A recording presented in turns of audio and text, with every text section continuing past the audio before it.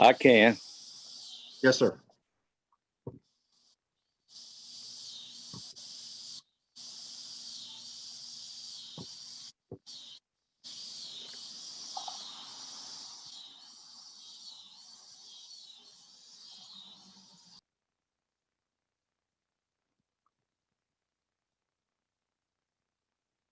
All right, I see that we are now live on YouTube, so I am going to go ahead and get started.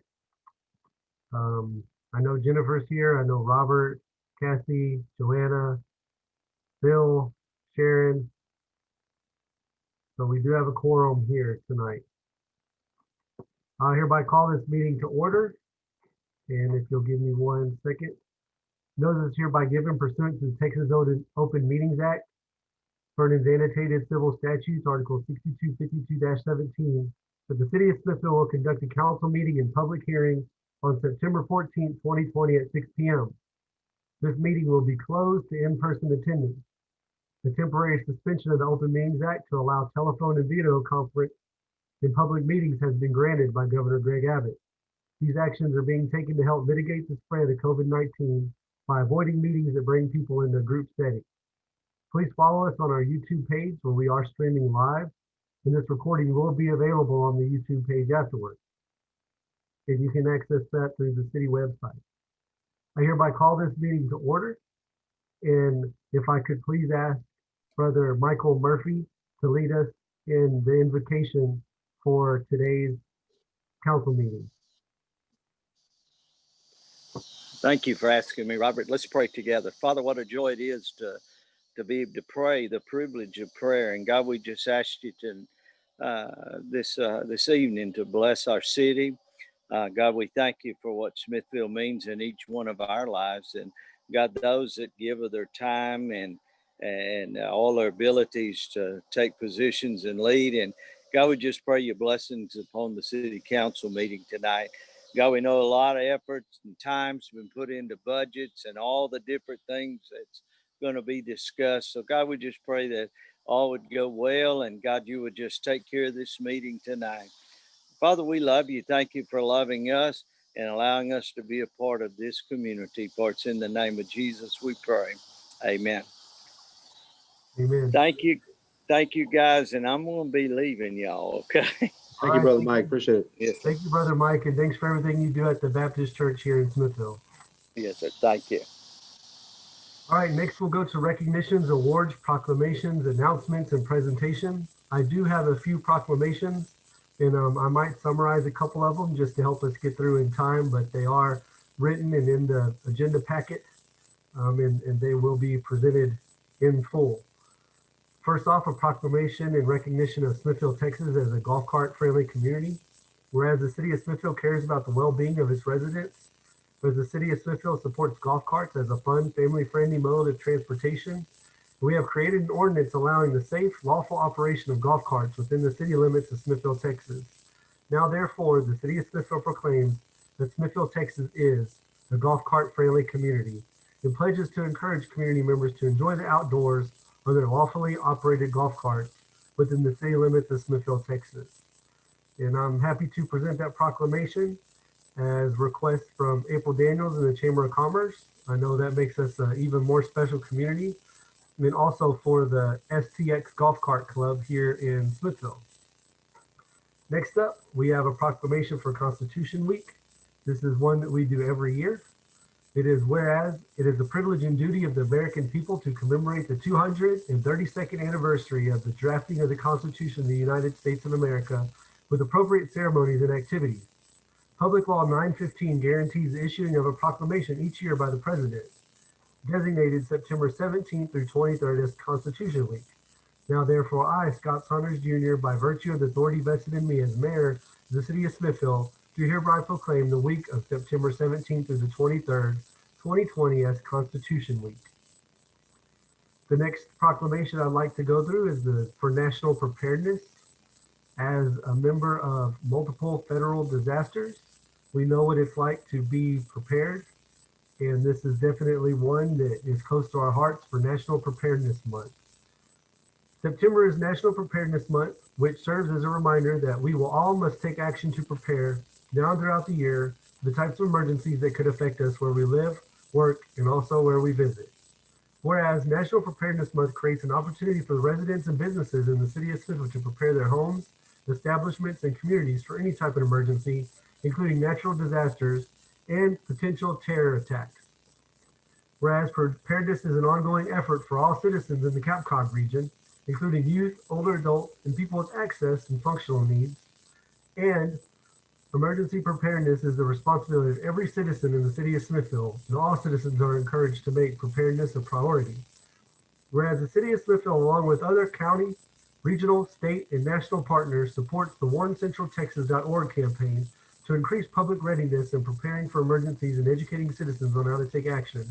Now therefore be it proclaimed, the city of Smithfield does hereby declare September 2020 as National Preparedness Month and encourages all citizens and businesses to develop their own emergency preparedness plan. Go to warrencentraltexas.org to register to receive emergency alerts and work as a team towards that end. That does it for the proclamations. At this time, I want to move into open meeting item number 4, approval of the minutes from the August 10th, 2020 council meeting and public hearing, the August 26th special call meeting and budget workshop, and September 9th, 2020 special call meeting, tax rate public hearing, public hearing, and budget workshop. Council, you have had a copy of these minutes in your packet. If there's no additions, deletions, or corrections, I'll entertain a motion for all or each individually.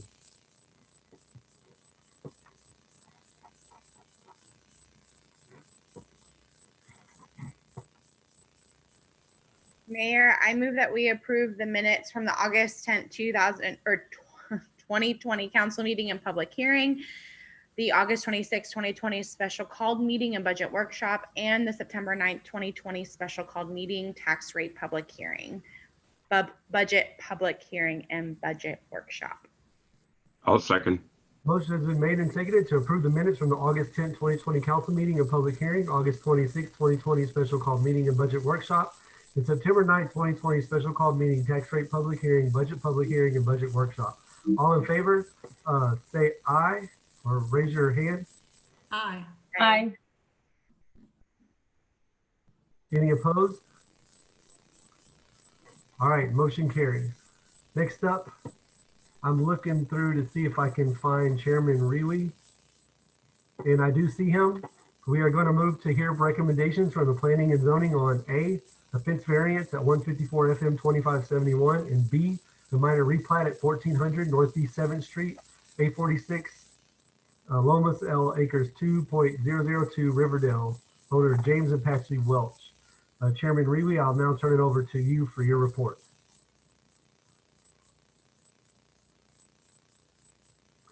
Chairman Rewe, please don't forget to unmute yourself.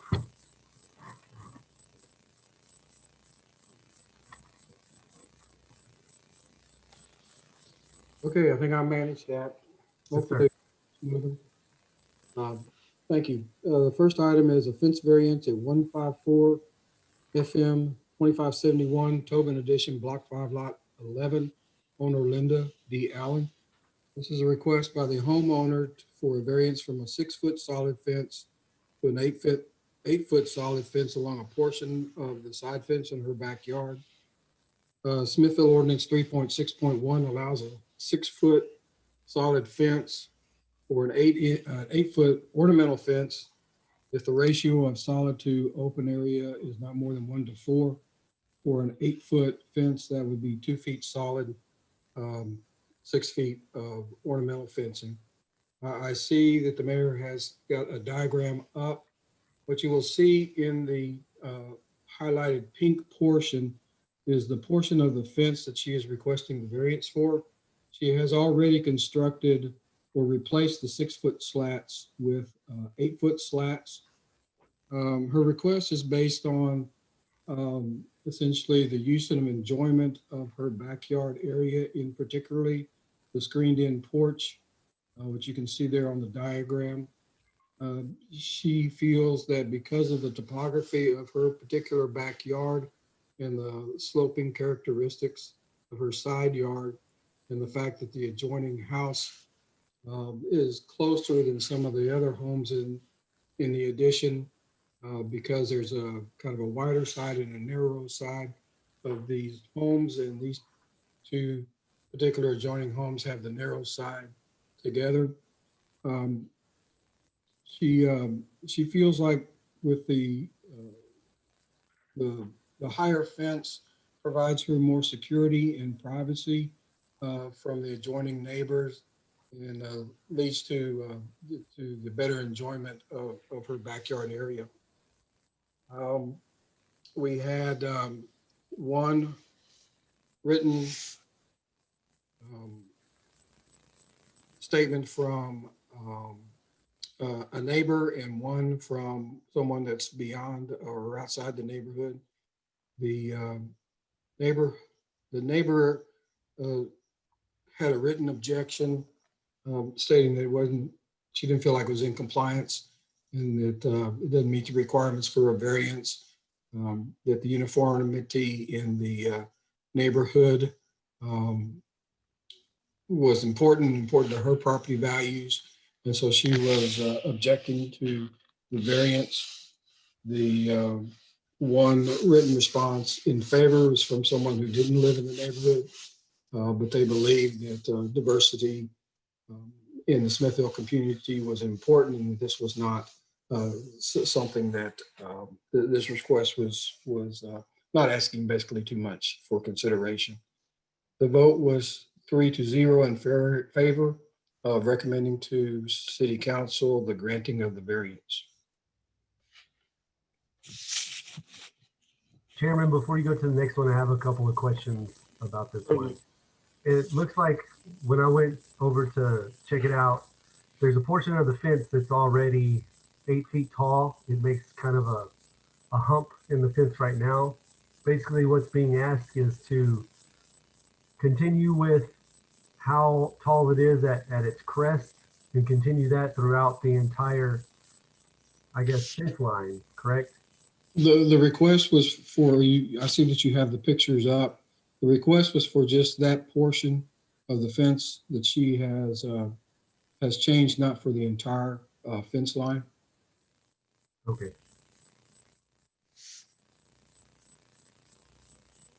All right. So this is basically would be, if the council decided to do it, to approve that, I guess, almost 8-foot section that's a little bit higher than the 6-foot portion, and that's it, not the entire fence line, just that 8-foot portion. Correct. As you see in the pictures, that's the request. Right. Okay. That's all the questions I have about that. Okay, is there any other clarification that I can give? If So not, this fence was constructed before any permits or anything, or before any questions were asked? the original 6-foot fence was constructed by the builders. She Correct. added the 8-foot portion on both sides of her yard. On both sides of the fence? Correct.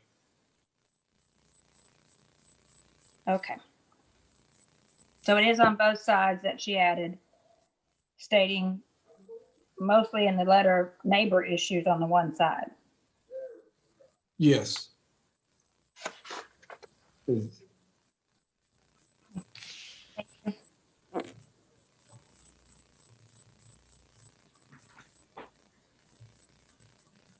right. I did have a question.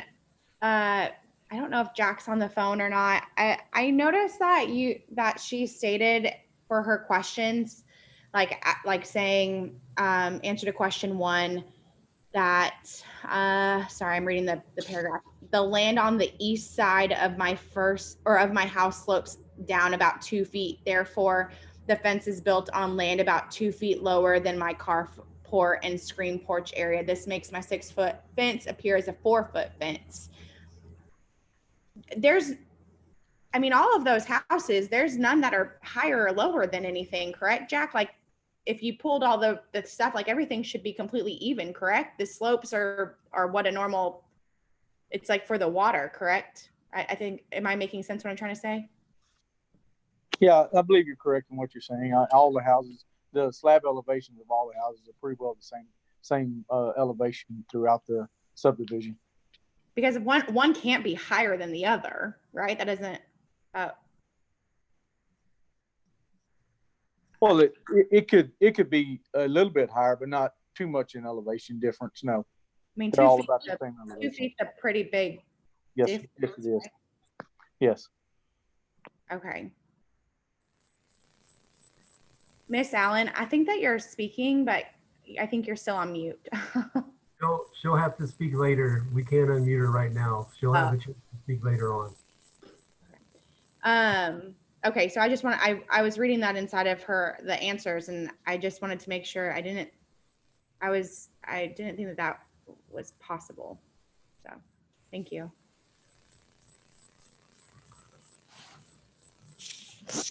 All right, Mr. Chairman, it looks like we're ready for the next one.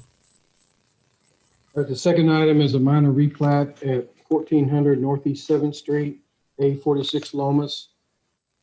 2 acres, Riverdale Addition, owner James and Patsy Welch.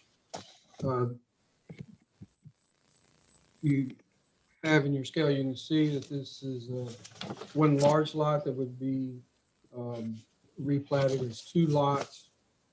The intention is to build another home in that new lot. It does meet the minimum requirements for size. There is the requirements of at least 50-foot wide where at the front of the structure. There's no structure on it other than a shed at the moment. The minimum 35-foot access to a roadway is to 6th Street, as you can see on the diagram. 6th Street effectively dead ends into this property. The portion from Marburger to the lot itself is unpaved, but it's obviously it's basically dirt there. You can see where if it was paved, what would be 6th Street there. And so that's where the homeowner or the future homeowner said the 35-foot access would be. And the width there is greater than 35 feet. It's hard to tell that from this particular diagram, but we had a lot of discussion on that access point. You can see there in the corner of the dark triangle, what that represents is the city's right away across that to get to the retention ponds that are back there behind the Welch property. No one, we did not have anyone speaking for or against the matter other than the applicant. And the vote was 3-0 to recommend to City Council to grant the re-subdivision, the replatting, excuse me. I need to back up just slightly. This qualifies as a minor plat. Which means it was first presented to the city. The city manager gave something of an initial approval that it met the requirements. We conducted the public hearing and making the recommendation to City Council. Again, vote was 3-1, excuse me, 3-0 in favor of recommending the replat.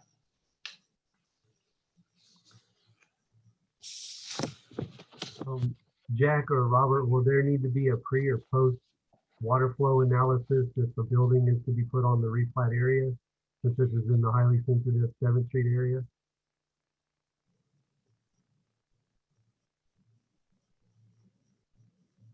This is Robert. Yes, drainage will have to be addressed to make sure there's no adverse impact. It all naturally flows to the middle easement anyway. You see the easement that runs north to south. All the water is going to go there. So by just the very nature of the layout of the property, it's going to drain to that conveyance. That's why we put the swales there. So to answer your question, no, I don't think an additional drainage analysis is required. But again, that depends on what they put on the property, you know, how much more impervious cover. So we'll take that when it comes. The water that flows to the conveyance, I mean, that's still just grass. And I mean, is it going to flow towards 7th Street or is it going to flow directly to the detention pond? This is going to flow to the conveyance. To the 7th Street side. it's going to flow to the conveyance where the running through the entire property. Swales that were made or built into the design, that's where the natural sheet flow goes now. I don't see that changing, with the exception of them putting, 80% impervious cover, which you can't do anyway by ordinance. But again, this is something that'll have to be looked at when the final design of their house or whatever's going to end up being on that property at that time. So to add on to kind of what Scott said, so this, just from last month and what we were talking about with that subdivision that wants to go in and the water that it would add to the detention pond, this house, quote unquote, it would or would not be adding to the detention pond. The area, again, the detention pond serves 256 acres around 7th, and this is already included in the design of the pond. Now, Okay. if you add impervious cover and you have water coming off of a rooftop, that's going to change the flow somewhat. But, I'm no hydrologist. We'll need to take a look at this once the final design of whatever home goes on the property in the future.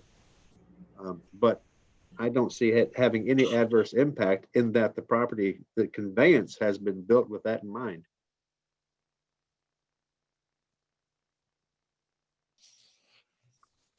So to answer your question, yes, we'll take a look at do an analysis, a quick analysis, whoever's building the property out, to validate that there's no adverse impact to the surrounding property owners.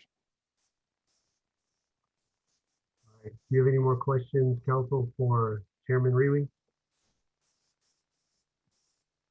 All right, I appreciate your service. Thanks for the report, and tell the P&Z that we appreciate them too. Know you only had 3 show up. I kind of hoping we'd have more showing up to that, but we'll circle back around and talk about that later. But we appreciate you being here tonight. Thank you. Proud to do it. At Thank this you. time, Thank you, Brian. At this time, I'll move into the public hearing. I'm going to close the open meeting, and I call the public hearing to order to hear citizens' comment. Jennifer, do we have anyone signed up to speak on a fence variance at 154 FM 2571?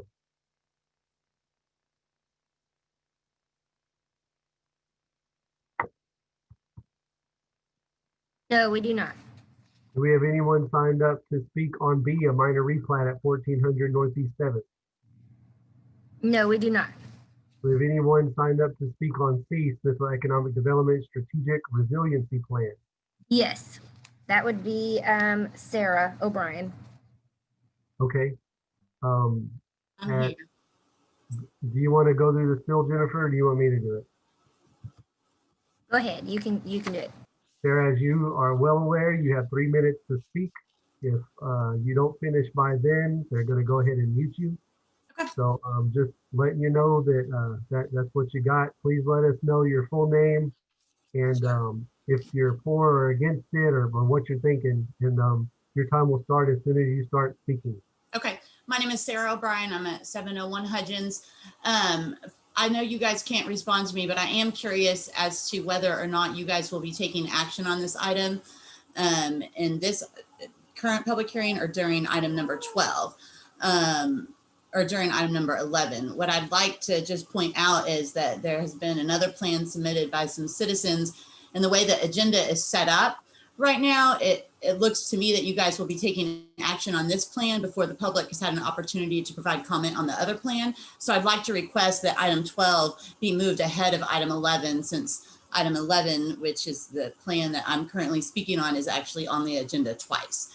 And I did just want to clarify, since I will be speaking again on number 11, just to let you guys know that as a member of the Economic Development Committee, I got an email today at 2:14 p.m. Notifying me of the updated plan. And the last email communication I received as a committee member was on Friday, July 24th at about the same time. And so I just want to kind of highlight a couple of things from that email that says that we will focus on the implementation portion on the plan at the meetings we had in July.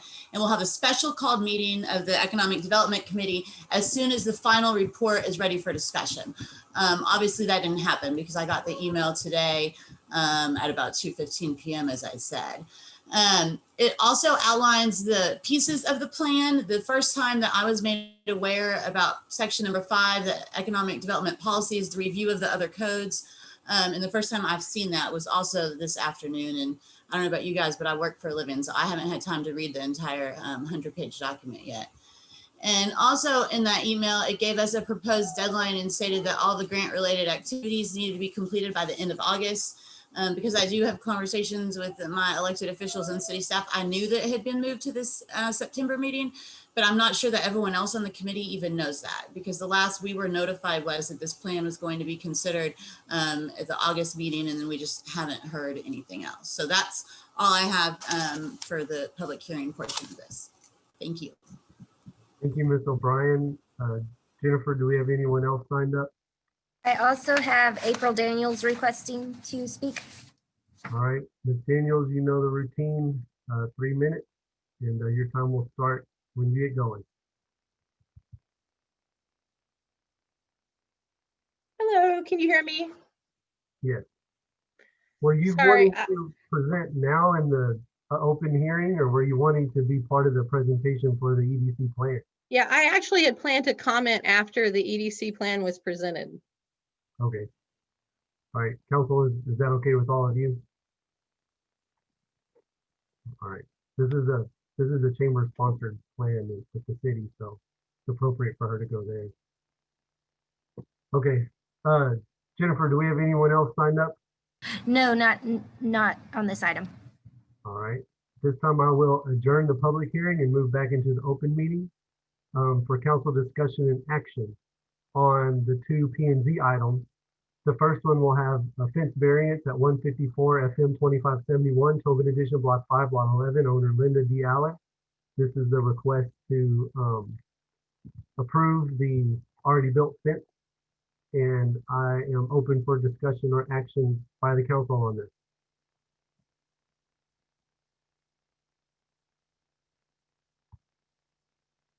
Mr. Mayor, I do not believe this fence meets our variance that we have set forth. I don't believe the slab, I believe everything over there is running on the same elevations, that there is no low points there.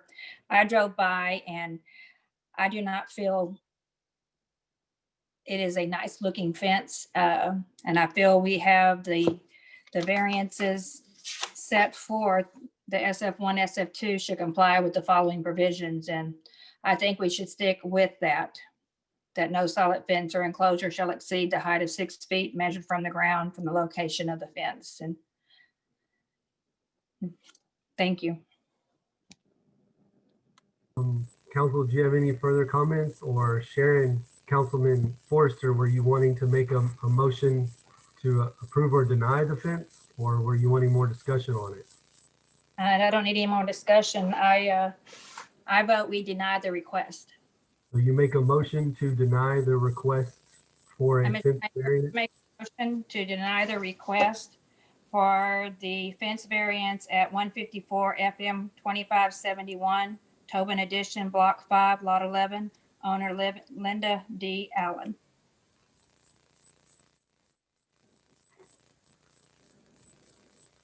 All right. Does that also have to include the findings? What, Bill? What?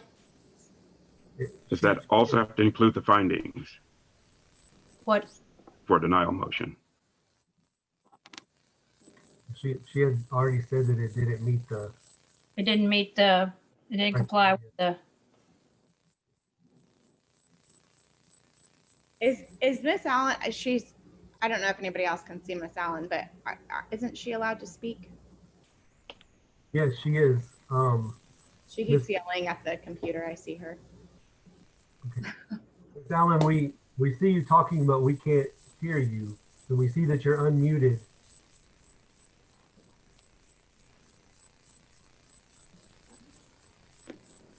I'm not sure what's going on with Miss Allen. I see that she's unmuted and has been speaking, but I can't hear her. Yeah, I haven't been able to hear her either. I see her motioning and yelling.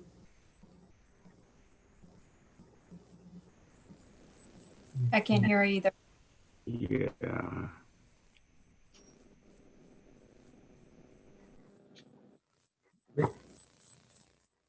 Try to call her and get her online.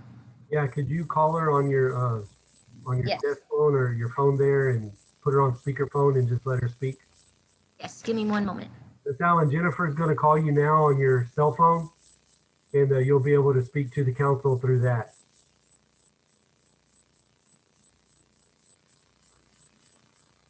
While we're getting Miss Allen on the phone, do you want to go ahead and move to letter B? We can get that done. Letter B is a minor replat at 1400 Northeast 7th Street, 846 Lomas L Acres. This time, council, if you have no further questions, or if Agent Mitchell Jameson doesn't want to speak, then I'll entertain a motion.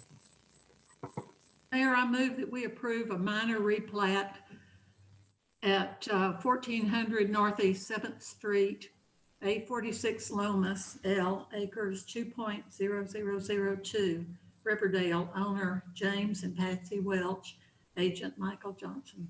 Mitchell Johnson. I second it. All right, a motion has been made and seconded to approve a minor replat at 1400 Northeast 7th Street, 846 Lomas L Acres, 2.002, Riverdale, owner James and Patsy Welch, agent Mitchell Jameson. All in favor say aye or raise your hand. Aye. All opposed? All right, motion carries. Let's look back on Miss Allen. It looks like she's ready. I have her on the line. Okay. Okay, can you hear me? Can you hear me now? Yes. Yes, ma'am. Okay, I wanted to add some new information that's not in my report. I'm gonna mute the computer so I can talk without an echo. Okay, I have done some more research, and I know that the lots are level in the front and they are level at the end of the driveways. But I did discover that the builder, for a reason of drainage, hauled many truckfuls of dirt into my lot before he built the house on it. And if you walk between homes on the two streets of this neighborhood, you will discover that walking from one house to another is level, except for mine. My house is the only house that was raised.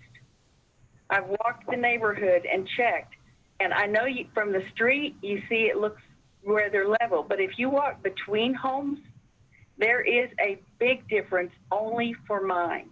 And it puts me 2 feet higher at the 6-foot fence to stare into a very close back neighbor. And so I'd like you to make your judgment based on the truth of my property, because it is not level with the other properties. And it is very close. They built the two narrow sides together. And I have had some very, very troubling strangers that come over and bother me. People, all kinds of people come to that house. And I just had to stop being outside in my backyard.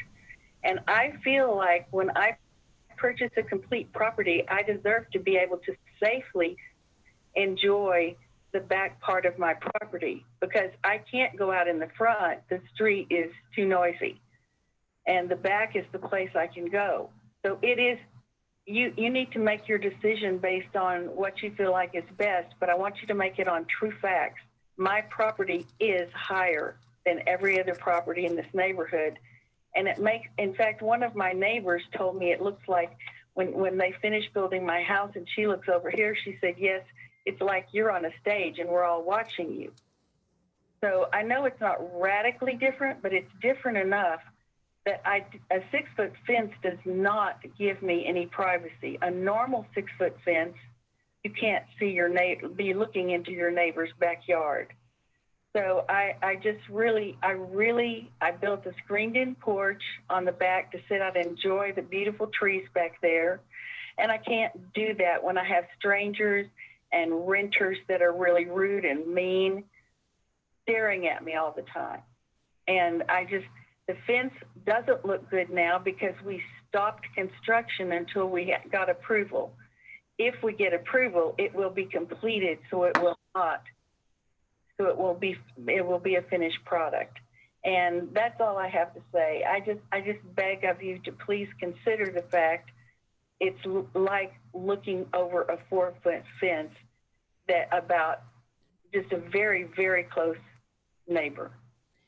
And I'm sorry, I've got real agitated. So have you called the police on all these things? Have you called the police on all these things? All the things that no, why? No, I can't call the police. I mean, what would I call the police for? I have called the police on a dog that barked all night. It barked and howled all night for weeks and weeks and weeks, bothering all the neighbors.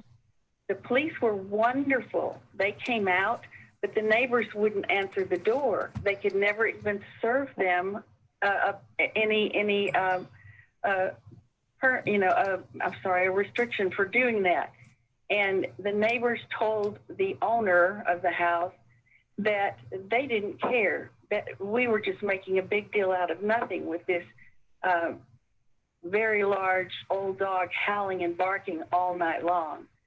And on a chain and almost breaking through the chain. It was a very scary dog. So I haven't called the police on the strangers that walk in and the strangers that try to talk to me. It's just a very uncomfortable situation. Right now, there is it's being used for parking of the food trucks. And all kinds of people come and work and clean and cook and all kinds of stuff over there. And because the fence is there right now, I can sit out in my backyard and I can enjoy myself. And I wave at the neighbors that go by in the alley. I'm friends with all the other people in my neighborhood. There's people. But I'm by this house that is a rental house and may continue to be a rental house. And right now it's not even lived in. And it's just very uncomfortable. I'm 71 years old. I bought this house to live in Smithville for my retirement. I'm a retired school teacher. I just wanted to be able to sit out on my back porch and not have who knows who staring at me when I sit out there. And I'm very sorry that you haven't had an opportunity to come with the COVID-19 to come on the property and actually see what I'm talking about. I tried to show it with pictures, but it's very difficult to show the difference with pictures. So I ask you kindly to let me keep the fence. If you can't see your way to doing that, I respect this city, and I've lived here 2.5 years now. I love it, but I love being able to sit out on my back porch that I spent a lot of money putting up a screened-in porch back there to enjoy. So that's just my request, and I don't like to cause trouble. I don't want to cause trouble. I was just trying to protect myself. So I appreciate your consideration. Thank you very much. Council, we are able to see into her backyard right now on the screen. You can see that her carport/porch is a little bit higher than her fence line. It does look like it is maybe at least 1 foot, maybe 2 feet higher where she's talking about from that picture. So it does look like she might have at least partial criteria for hardship or a unique landscaping. Go ahead. The only comment I have, I have a couple of comments on that. One, I don't like approving something after it's already been done. You know, we've had cases of that before, and I don't like to set a precedent of people going ahead and doing something and then asking permission after the fact. I'm sympathetic to Mrs. Allen's situation, but in driving through the subdivision, it does stand out. I can see why some of the neighbors would have a problem with it, because the subdivision, you know, the developer went in and put fencing in that's all alike for all the houses. And the 8-foot sections do interrupt the consistency of that. I would really like to see Mrs. Allen consider putting up inside the fence line trellises or something to perhaps grow vines in. There would be no rule against that, going up to an 8-foot height. And that would keep the consistency of the fencing in the subdivision, yet still add an attractive landscape feature that would give her the privacy that she wants. I agree with Joanna. I feel the 6-foot fence needs to remain with the subdivision, and what you do on your own property is up to you, but asking for forgiveness after it's already there is something I don't agree with either. And I think the 6-foot fence needs to go back to its original. And then what you do on your property is up to you, ma'am. All right, council, a motion has already been made. It needs a second and then a vote. So we can go from there. I second. All right, a motion has been made and seconded to deny a variance at 154 FM 2571 Tobin Edition, Block 5, Lot 11, owner Linda D. Allen. All in favor, raise your hand and keep it up. I need to count.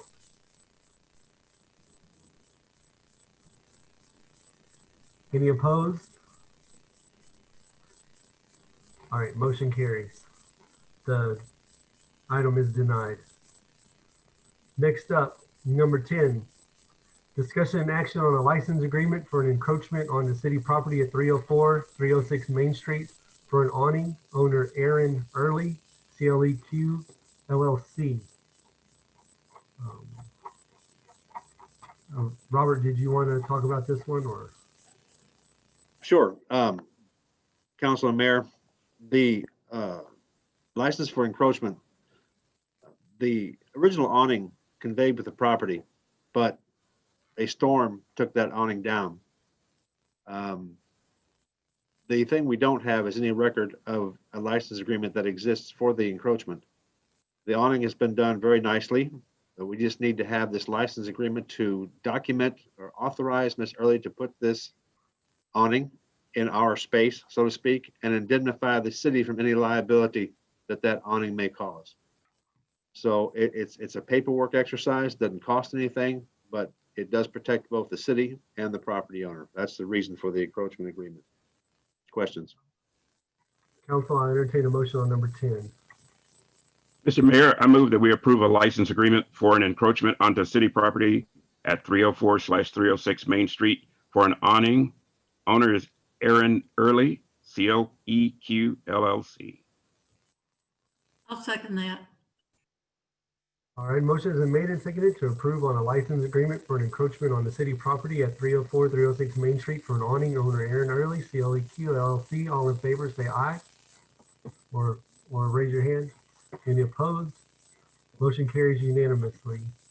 Ms. Early, we look forward to see what you're going to be putting in there. I understand you have one side rented already, so I'm looking forward to seeing that open in the next one as well. Next up, number 11, discussion and action on the Smithville Economic Development Strategic Resiliency Plan. I know that Ms. Pam Mundo is going to have a presentation in this, and also Chamber of Commerce Executive Director April Daniels is going to have part of this presentation. So Ms. Mundo, if you would like to take it away, this is your time. I also like the background there. That's from the gym in Smithville. And that was painted during Hope Floats way back in 1998. Well, I thought it was an appropriate background for the opportunity to speak with you today. Thank you very much, Council, for taking time to review the work that has been ongoing since last November. I very much appreciated being able to work with the Chamber of Commerce, April Daniels, the Executive Director, and with Jill Derby from the city. We've enjoyed meeting many people in the community, and now look forward to beginning to implement the Economic Development Community Resiliency Strategic Plan. This is a 5-year plan, which is generally an organizational framework. And it consists of tasks and doable items to guide the future development of the community. Without a plan, you're not leading development. You're just letting development happen. You're letting developers continue doing what they choose to do, and there is no leadership coming from the community or the community leaders. So the plan is your action framework. It's setting the stage for what the community desires for future development. The plan, as is proposed, is led by a series of citizen teams or committees that will be assigned specific tasks to meet actionable objectives that will eventually achieve specific goals. This is unique. A lot of communities will assign economic development to a city staff and an executive director, which is usually a $250,000 to $300,000 expenditure. Here, Smithville has chosen to use their citizens and to lead their economic development plan through that organizational method. So we have a series of, we have a series of committees, you know, or teams, and there'll be a marketing team, an incentive team, a neighborhood housing team, a Highway 71 development team, a housing finance team, downtown development team, Colorado River Parks team, and a Colorado River Gasly Creek Trail team. So it's a series of teams that will be taking certain tasks to develop objectives and goals that have been developed as part of the plan. The plan was developed around a series of public input actions. We interviewed 34 stakeholders in the community and surveyed their opinion on economic development. We held an all-day Saturday design studio and has various stations around which community citizens could add comments. And there were well over 80 citizens who participated in the design studio. And then there were several committee meetings held with the Economic Development Committee of the Chamber of Commerce to receive input. Also, in developing the plan, we conducted an economic analysis and ultimately an economic profile of the economy in Smithfield. And then we looked carefully at past plans and recommendations to see how they could be brought forth within this economic development community resiliency strategic plan. The mission of this plan is meaningful growth, and the meaningful growth term arose out of the public input. Foundations of the plan, which help develop the mission, include pillars, which are unique aspects of Smithfield that help develop the economic development plan. And these were community. Smithfield is a unique community that works well with itself and with others.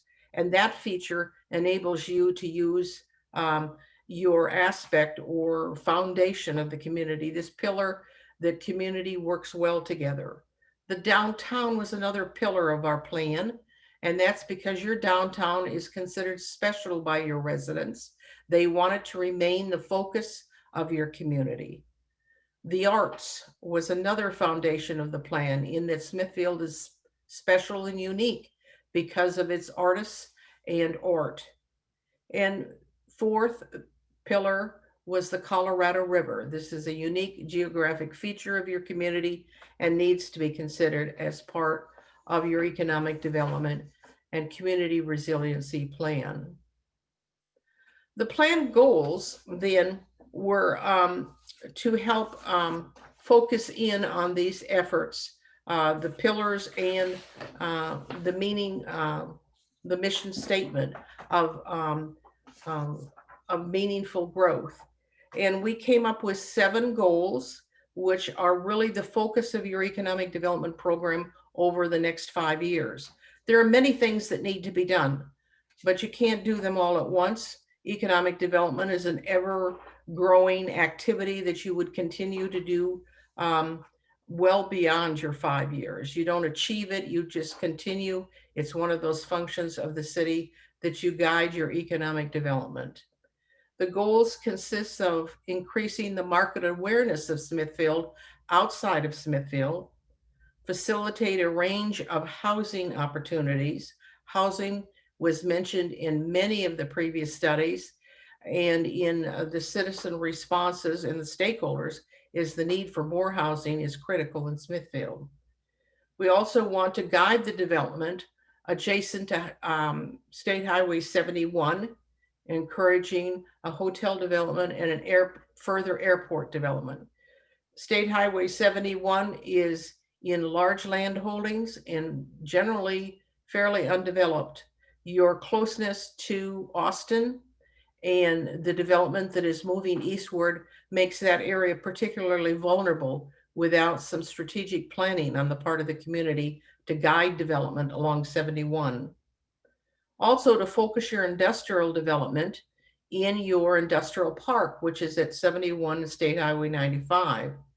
And continuing the renaissance of the downtown development was a goal. Enhance the experience of the Colorado River and Gasly Creek. And then most important is to review your accomplishments each year and to celebrate the success that you achieve each year with your goals. So from that point, we established actionable objectives and tasks under each of those goals and developed a spreadsheet that will be useful for your various teams to take their actionable objectives and the tasks and to move them forward. We'll be looking for teams to lead these various activities. You'll need a champion or someone to really lead the team, and to be looking for whether there's cost items and grant possibilities.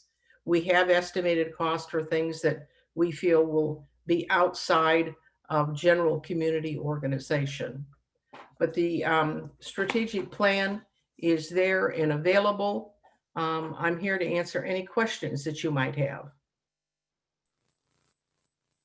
Ms. Mundo, this is a culmination of months and months of work and multiple public meetings and surveys and walk by vision boards and you know, so this, would you say that you got a good representation of a good deal of what the citizens in Smithfield would want to see in the direction that Smithfield would want to go? This is the Smithfield Economic Development Community Resiliency Plan. I had the privilege of working with your citizens and working with your leaders, working to hear what was expressed by your community citizens, and then organizing it into an actionable format. These are not necessarily my recommendations. They are recommendations that are sound coming from the community. And the community has spoken, the citizens have spoken. Your 7 goals are very, very important. The tasks under each of the actions which will achieve the goals can change as your team decides to move forward. But it is in the root of the development of the plan was in the comments and research that we did to obtain the opinions of the city and the citizens of the community. All right. I know that, you know, I consider myself pretty well in the know of the overall tone and feelings of the citizens of Smithfield, and I know that it was surprising to me some of the time seeing, especially on the visionary boards, some of the things that people would put up there, especially some stuff we've already done that they might not know about. And I know that it was real eye-opening to see a lot of this come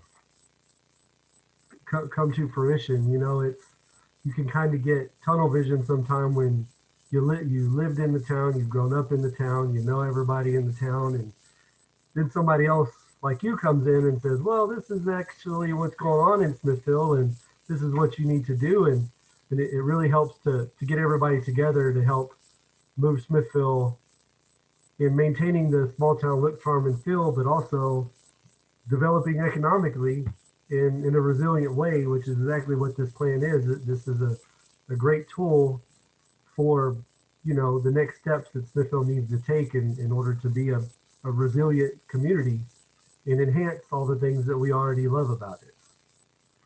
So, April, did you have part of the presentation that you wanted to do, or council? Do you have anything you wanted to say, or do you want to wait till after April comes on? April, you can go ahead. Okay. First of all, council, thank you very much for taking the time tonight to listen to Pam Mundo, our consultant that came in and has been working for many months to hear from the citizens of Smithville. I also want to say thank you to Pam Mundo for listening to what the folks of Smithville have to say and coming back as someone who has no stake in our community and is merely reporting what she heard from the different viewpoints of the different stakeholders and different community members. As the mayor pointed out, I was surprised by some of the things that came out in this process. It was very exciting to go to the community meetings and hear all the diverse viewpoints and comments from our different community members. I will say also that I want to thank our Economic Development Committee, who came together as a group to hear and listen and give feedback from different people all over the community. We are facing big challenges here in Smithville. We have a large group of folks in our community that have difficulty finding affordable housing to live in.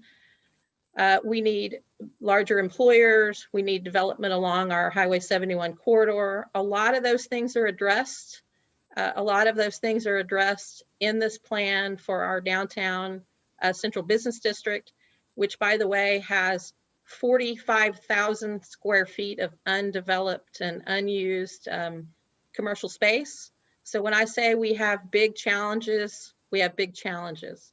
So I appreciate very much everyone's efforts and everyone's seriousness as we address this and hopefully move forward on our next paths. We're excited to be working together as a chamber, as a city, as a citizen group to hopefully move forward and continue to make positive changes. Thank you all very much. All right, council, as you know, there are new Open Meetings Act rules. And before any agenda item, a citizen can speak on each agenda item.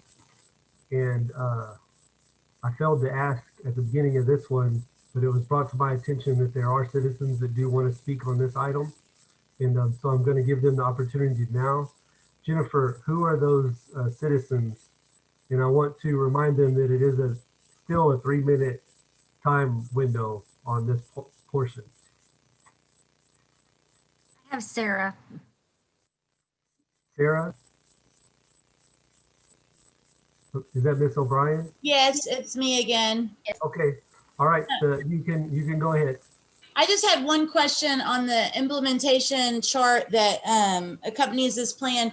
There's several areas where it lists specific numbers of representatives from the chamber and from the city, chamber officials and city officials.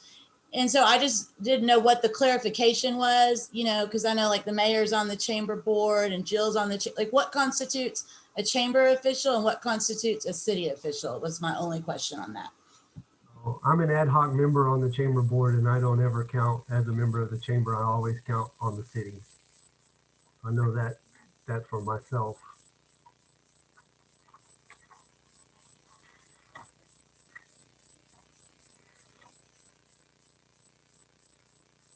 I'm not sure which one Jill would go under, but I'm sure she would choose one. I think last year she was the president of the chamber. Mayor, I appreciate that, but in 3 years or 2 years, if we're still working this plan, the names will change. And so I just think there needs to be some clarity provided. You know, is it elected officials? Is it city administration? Is it chamber staff or chamber board? I just think there needs to be some specificity provided on that. What chart, where's the chart that you're looking at?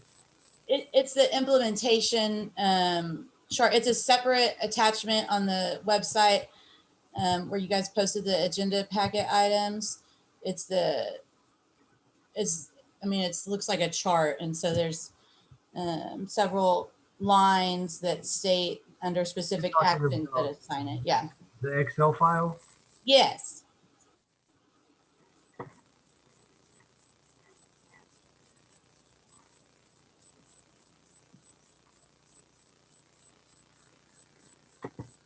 Council, are you aware of where she's talking about? There was an Excel file that was attached to this. It's part of an appendix for the plan. It's the Smithville Economic Development Community Resiliency Strategic Plan 2020. It's the plan implementation September 2020 Excel plan. I think she's referring to select 3 to 5 members for a marketing team, city and chamber officials. Is that where you're talking about, Sarah? Yes, that is one of the ones I had highlighted, and let me go through my. Oh, so you want us to be specific and say we want 2 city members and 3 chamber officials? Is that what you're asking? I mean, so because people change, you know, you serve a term and all of that. And so is it, who is it, position specific, or is it people specific, or is it title specific? Because I can't tell from here. And so I just think that words matter and that we need to be clear. Time's up. I have a comment on that. I had assumed in looking over that those would be people that were appointed based on either the expertise they brought to the area or their particular interest in it. It seems to me that you want to get someone who's not necessarily by position. As you say, Sarah, individuals and positions change. So I would assume that would be either a city staff member or a city official who had a particular interest in that particular area. And that absolutely makes sense. You do want someone with knowledge, but right now the Economic Development Committee members are not appointed by anyone.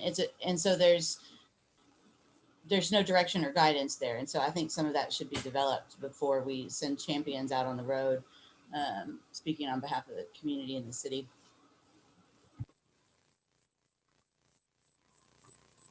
Okay. Jennifer, do we have anyone else signed up? No, not on this item. Council, would you like to discuss any of this with Pam Mundo or April? Or do you have any questions about this tool that we now have? You know, it's been over 23 years since we last did a comprehensive plan. And it's coming up to need to do one of those again. And luckily we've done a lot of studies of Smithville, this being included. We've done one with Tim Chase. We've done one with the Downtown Association, TDA. And we have a lot of tools in our arsenal whenever we start making those decisions and putting together a formal comprehensive plan to use in order to get us there. And the more information we can get, the better. Isn't that right? The more knowledge you can have of your city and town and what it wants, the better. And I think that this is an important tool to get that done. Council, would you agree? I agree, and I think that Pam, thank you for putting all this together. I know that you spend a lot of time doing this. I think that it's great. I do want to just double check and make sure I have everything correct. So I'm going to tell my thoughts. My thoughts are, this is a really large document that we only received 2 days ago to be able to go through it. I'm not saying that it's not complete. I'm not saying it's not in depth. I'm saying that for getting it 2 days ago and then also receiving Ted's document as well. I guess these might be questions. I don't know if it's for Scott. I don't know if it's for Robert. I don't know if this is for Jill because I'm not exactly understanding the time constraints. I just want to make sure that I understand this is not like a plan that we have to follow to a T. Like we don't have to go down and say, okay, Vision and Design Studio, this is checked off. All right, now on to this. This is checked off, right? This is more of a plan that we can follow, but ultimately add and take out things that we want to do no matter what, correct? Absolutely. This is a tool for us to use to help in decision making for the future. And it's part of an arsenal of other tools that we have whenever we develop our comprehensive plan or resiliency plans in the future. We can use all of it, or we can use none of it or some of it, but this is no way saying this is what we have to do. Just to go on, you know how you said we only got a copy of this 2 days ago. The only real difference that you'll see from the copy that we got a month ago is that there was actually some editing that was done to help with formatting and grammatical issues. But the main idea didn't change from last month. No, it did not change. Okay. Yeah. Okay. I just wanted to double check and make sure like that this wasn't Smithville is going to do every single item on this and we can't stray or not do anything. So no, and just to kind of get ahead of it here, next we're going to talk about another tool when it comes to the next strategic plan that we're going to look at. And in no way are we adopting that to say that's what we're going to do either. That's going to be a plan that we would use in unity with this plan. Yeah, both of them together. So I don't want to get ahead to the next agenda item, but use that same idea whenever we get to the next one too, because it's basically the same. Awesome. I just wanted to double check and make sure I totally understood exactly what this was. So there was no difference from last month's. Right. It's not in all honesty too, I do want to go through and be completely transparent in that this study was funded by a grant that we accepted. And in order to fulfill the grant, we're on a time limit to when this has to be presented and or approved and denied by the council. And this is the last council meeting we'd be able to do that with fitting in the parameters of the grant that we have to be able to satisfy. So that's why we're having to really take action on this tonight. Okay. Where even if we didn't, I feel like that it is ready to go and it is something that we've had time to look over and it's been worked on for a while now. Correct. Again, it was more like some things in there I don't completely 100% agree with. That's all I was saying. Like, it's not like we had to follow it to a T. That's all I really care about. Absolutely. No, that's something to make very clear because, you know, it's just like when we got the study done by Tim Chase and TDA and all that, you know, there were different suggestions that they made that the city needed to do. And some of them were great suggestions and some of the things we did, but some of them we'll never do. And this is, like I said, the main word that I like to use is this is a tool for us to use when we're making decisions in the future. And this is just another set of data that we can use when we're making those important decisions. Perfect. And I think that that's an awesome thing. And I think that it's great that we were, you know, hopefully able to receive that grant and do that. I'm the question asker and I like to just make sure everybody else understands and everybody in our community is completely aware. This is not Smithville adopted this and we have to follow it to a T. This is a tool, like you said, to use. And you know, that's good to know. Thank you. Thank you. Council, do you have any further discussion? If not, I will entertain a motion. Mayor, I move that we adopt the Smithville Economic Development Community Resiliency Strategic Plan as a tool in our tool chest moving forward in economic development in the city. Do I hear a second?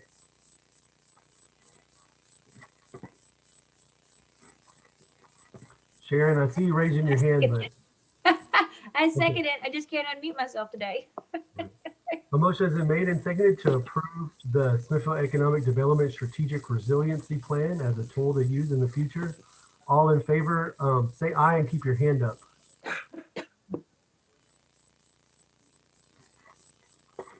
All right, any opposed? All right, it looks like the motion passed unanimously. Thank you, Pam, for all your hard work. I hope you enjoyed Smithville while you were here.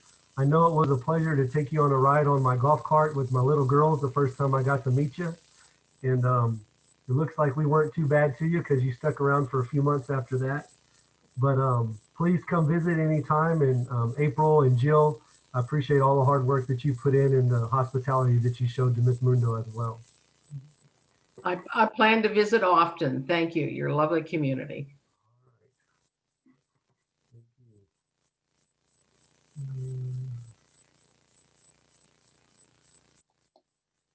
I'm reading in the chat box right now. Jennifer, can you look over there at the chat box and or I can do it. One moment.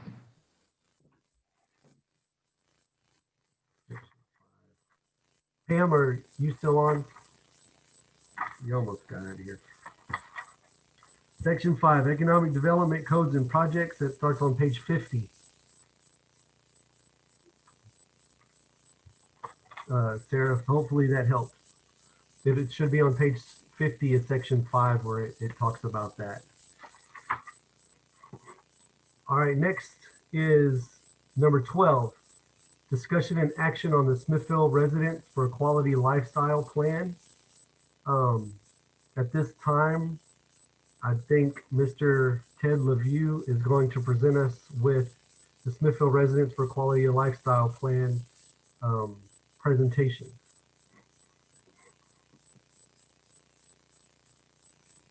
Can you hear me? Yes, sir. Hi there. Thanks for letting me speak. Cassie, this is your confusion was my confusion. That's actually how this all got started. Is that we're thinking that the council had to adopt it. If they approved it, and then they were adopting the plan. And so we were nervous because we felt similar. There are some things that we wanted to be different. And so that started us going. And then we realized that actually it's a good thing to even just provide us an alternative plan to make it even clearer that there could be multiple plans, multiple ideas, and that they all should be brought to the table. And I'm glad that the council passed Pam's plan. It's a tool, and we should bring all of them, to bear on our decision when we do the city plan. So what we're doing is this is yet another tool, and it's half baked. We only had a few meetings because we had to throw this together quickly, because we, like the chambers, Pam's plan, it is a work in process, and we haven't had the time to do this. So this is a throw it out there and say, hey, we got something, and we already have another version that we'll be putting out soon. And as we have the versions, we'll continually share them with the council, and ask that you give as much weight to this as any other voice. And so just quickly, so I think you all know that there's a group of us, about 60 pretty active people, and I'd say twice that many who were kind of associated with it, but not as highly active. And we participated in this economic committee, at least the people who could stand being in the committee meetings, because they're pretty dry. And so what we did was we participated, and Pam was delightful. She was engaging, she was very nice, she asked good questions, and we're very excited that, oh, great, we're gonna, we felt heard, and that our voice is gonna show up in the plan. And as time went by, it felt like less and less we were hearing our voice anymore, until then we got the actual proposal. And I brought it to April's attention, and she said, yeah, well, you guys are a minority voice. And she's probably right, that we're a group of artists and green space people, and we probably are a minority voice. So the problem is the chamber can only provide one proposal, And so it's going to have the voice of the majority. So we decided, well, and I don't know if we're the minority. It's just that it may feel that way because a lot of them don't like going to meetings. I mean, again, like I said, we're artists and green space people. The meetings are not, that's very hard to get anyone to get involved in that. So we decided to come up with a proposal that more closely matched the spirit of how we would go about doing it. And it's such a subtle thing, but it's a fundamental thing. And I don't need to go through the entire thing, but the gist of it is, I think that Pam's plan is a very classic approach to economic development. And the group's feeling about that is yes, and it will lead us to the classic the classic fruition of that is sprawl, development that no one really wants but feels they have to do. And so we thought we'd provide another way of looking at this and doing this. And so you have to look at all the goals are exactly the same. We just added one more, arts, of course. A lot of us are artists, but also not just because that, but we think that the arts is a fundamental piece of economic development. You cannot talk about economic development without talking about the arts. So that's why we added that. And anyway, so we decided to create our own lobby group because the Chamber of Commerce is a private membership lobby group that is focused on supporting the businesses of its members. And yes, they do a lot of things that are civic-minded and they work with the city. And what we're saying is that we are starting this proposal. We are also starting a lobbying group as well with this group in mind. And we would like to have as much of the council's ear as any other group and have the same relationship as this Chamber of Commerce does. The Chamber of Commerce has just been around for so long that it's kind of now like a permanent part of the culture, and that's great, but we'd also like to have that as well. So what I'm asking of the council is to approve, well, you already have approved the other one, which I'm glad you did, but to approve ours as well. Again, this is not approving that our proposal is the proposal you will use. It's just saying that you will consider our proposal as much as you consider any other proposal that comes to your table. And Bernadette Knoll is, she's kind of taking over as the face and voice of the group. And I'd like to ask if she has anything to add to this. Hi, all. Thank you for having me. My name is Bernadette, and I live at 604 Washington Street.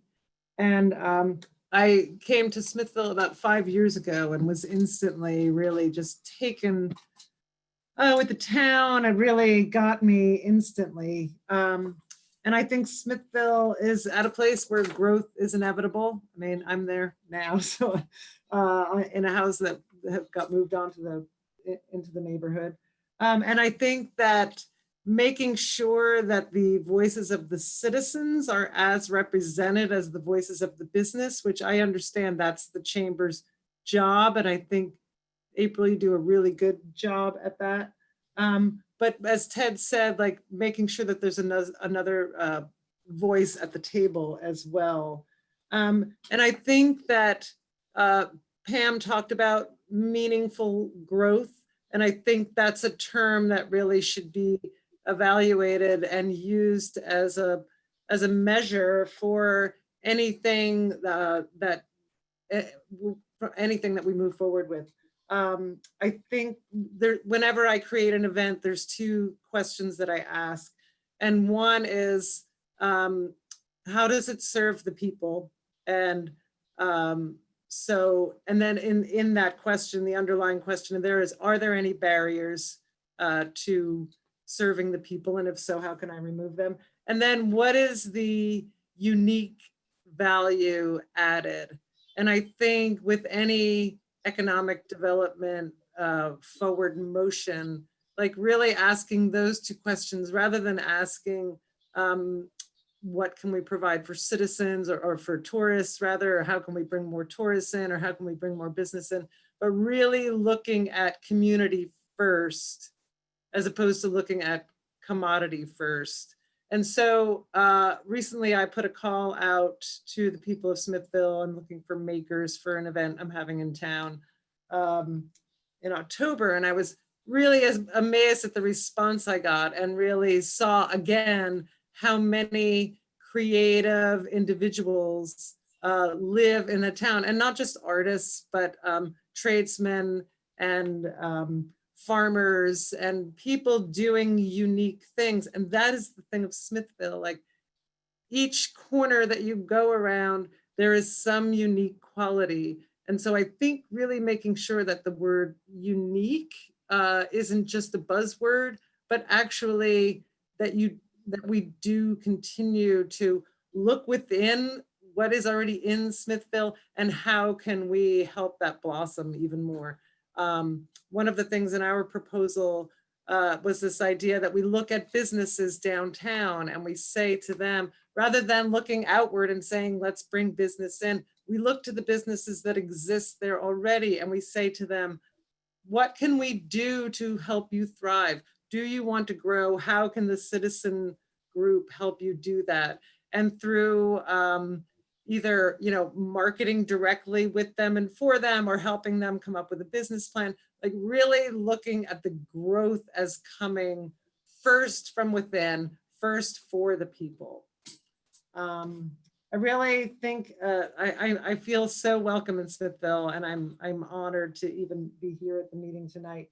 And I think that y'all have really, you can dream up the ideal, and I think that some of the ideal is already there and just helping it grow from within.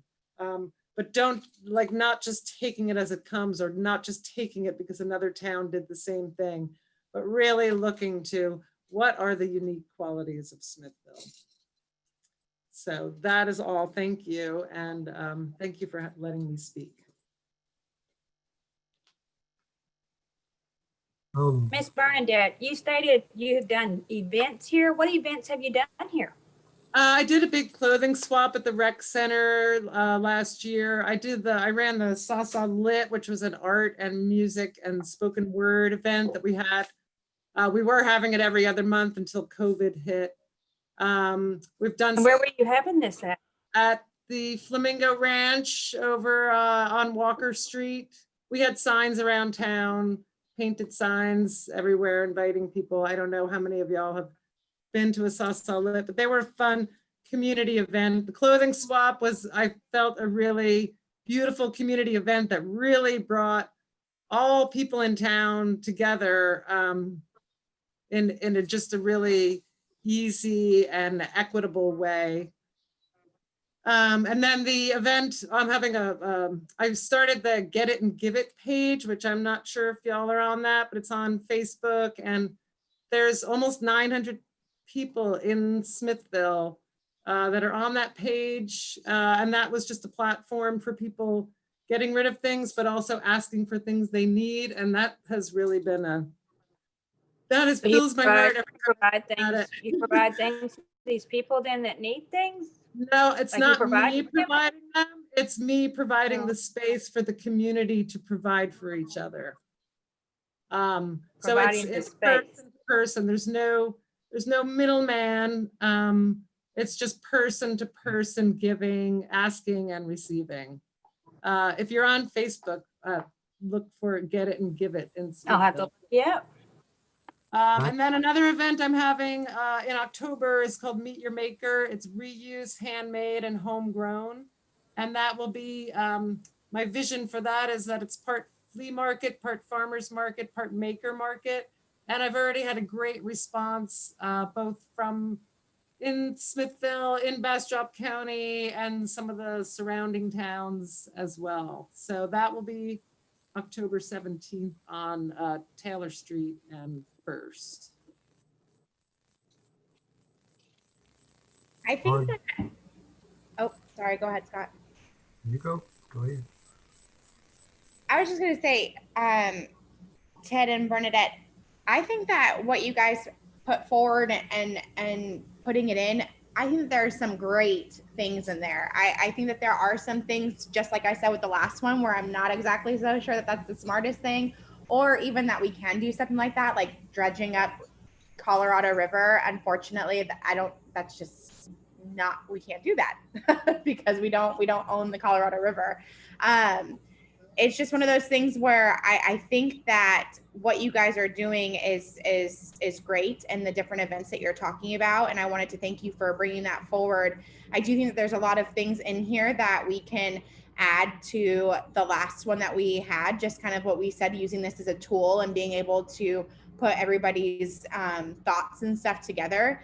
I do encourage you. I know that you spoke with Joanna and Bill, and I think that that's great, but I do encourage you to probably reach out to other council members or Scott, or even Robert, and using him as a tool to be able to see if some of these are, when you're putting them on and adding them on, if it's,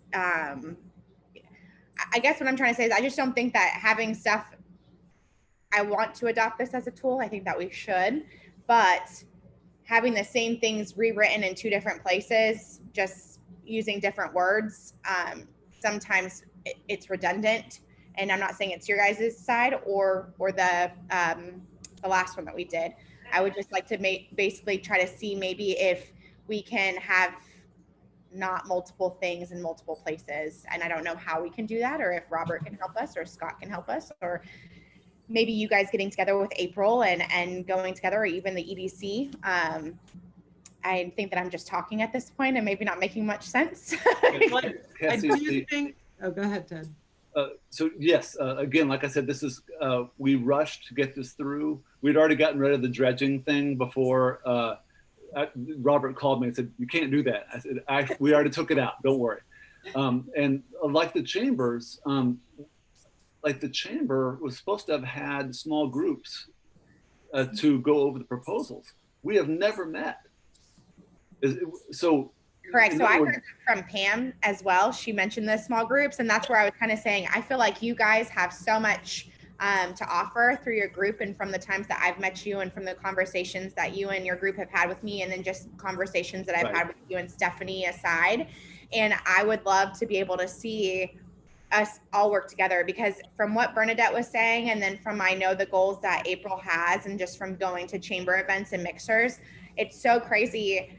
And I wonder if you guys even realize how much you guys say the same exact stuff, and your guys' goals are the same goals.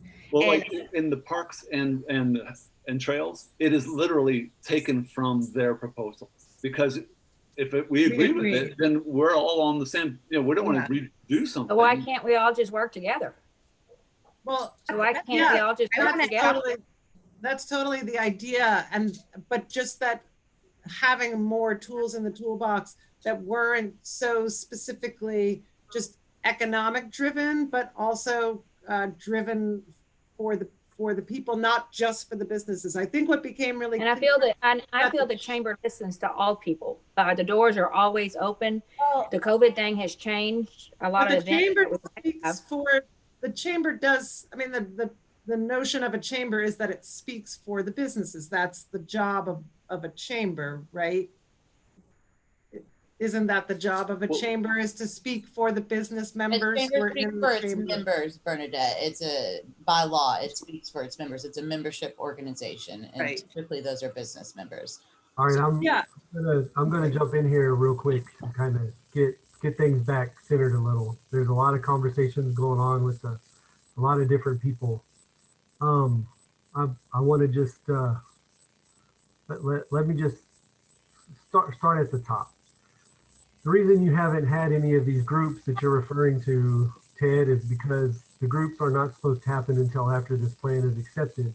Then those groups are going to be put together to steer the plan. They had to get the approval from us approving the economic development strategy, which we just did, before we could start the plans to start heading in whatever direction the citizens have said. Also, I do want to just go ahead and say as an aside that the Chamber of Commerce is not a lobbying group in any way, fact, or form. And I also want to say that if you go through and you look at almost all of these pictures in here are citizens, not business owners and not businesses, putting the vision boards together throughout the community of Smithville. I do think that the chamber, sorry, my green screen is acting up.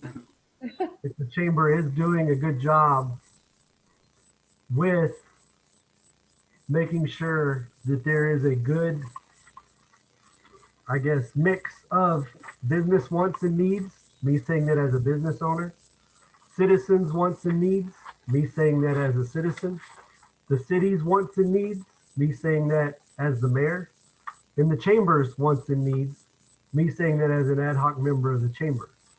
I'm in a pretty special situation where I get to be all four at one time. Sometimes that's a curse, sometimes it's a good thing.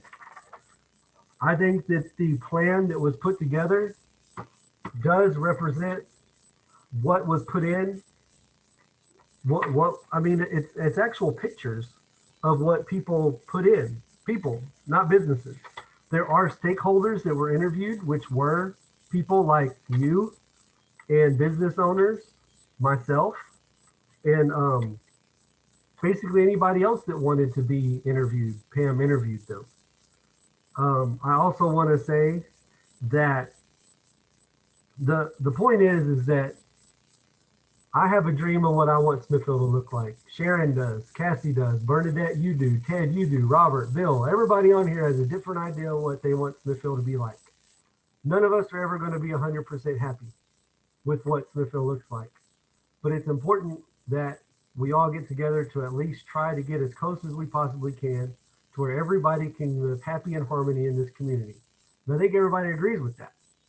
And I think looking at this economic plan that the citizens put together and comparing it with the Smithville Economic Resiliency Plan, there is a lot of stuff that's exactly the same in the two plans, which admittedly, some of it was copied and pasted into this. And some of it is very, very different from what the economic plan puts forth. One thing that we need to keep in mind is it's an economic development strategic plan.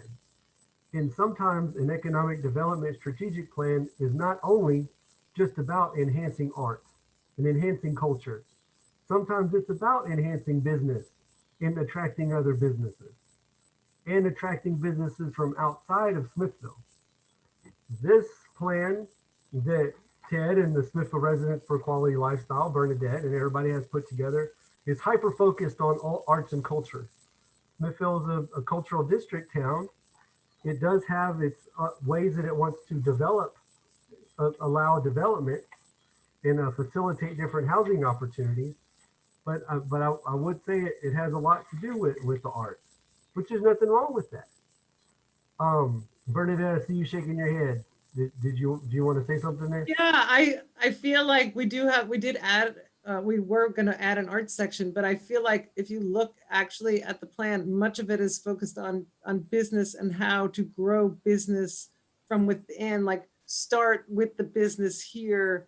I don't feel that a lot of it is focused on the arts. I would say the exact opposite. We didn't even get to the arts until the very end. We said we really need to have it as a goal by itself because it's so important. But that's the only place we put it. Everything else is about how to attract businesses. I even think when Ted said we are artists and green planners, I don't even think that's true. Like the people on the group were. That's true. Yeah, you're right. So I think that is not really true that it focuses on the arts. I think it focuses on the people of the city of Smithville more primarily. Well, I mean, it definitely. If you look at our plans for like growth, where we're looking to businesses that are here, things like the pocket patios in the parking spots, and like none of those things have anything to do with arts. Right, we're working on those. Our ideas for economic growth are not arts related. We're working on those pocket patios, right, Bernadette? We talked about that this last Yes. week. So we're gonna get that going on. Yeah. Look, the bottom line is I think that we're all trying to head in the same direction. And Council, do you have any more to say about the Smithville Residents for Quality Lifestyle Plan? I know that I've met with Ted and Bernadette and Stephanie and April and Jill and Stephanie and Ted again. And I have one question, because as Sarah said earlier, like the faces change and the roles remain. So is it written as that plan gets signed into the earlier one, is it written that this is not a plan that needs not to be held to, or is that just implied? No, I think it's with the motion. Like I said, I mentioned the motion says it's a tool. I mean, Okay. for instance, I mean, I'm going to be, we're all transparent. I mean, I'm off the council in November. There's going to be someone else, going in my spot after the election. So it's the same thing. People are moving in and out, but it's still just a tool, whether I voted in on it or the next person doesn't.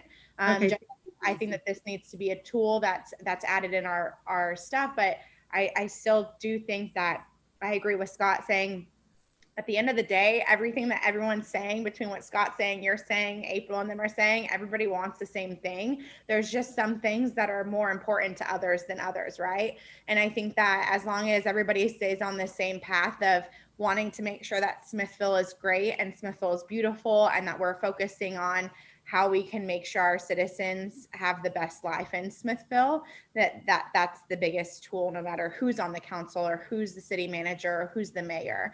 And I think that as a community, the people that are voted on to be on this council, hopefully they feel that those people still all have that same vision, and I think that that's a platform that most people stand on. And it was something that I said 2 years ago, that I wanted to ask the questions. I wanted to make sure I remained, having Smithville be the same that it was, 15, 20 years ago when my husband was being raised in there. And this is how I want my kids to be raised. And I think that that's something that as a community, we need to make sure we do our due diligence, that the people we bring into this council, they feel the same way no matter what. So in 5 or 10 years from now, everybody still has the same goal of keeping Smithville, beautiful and prosperous and the same.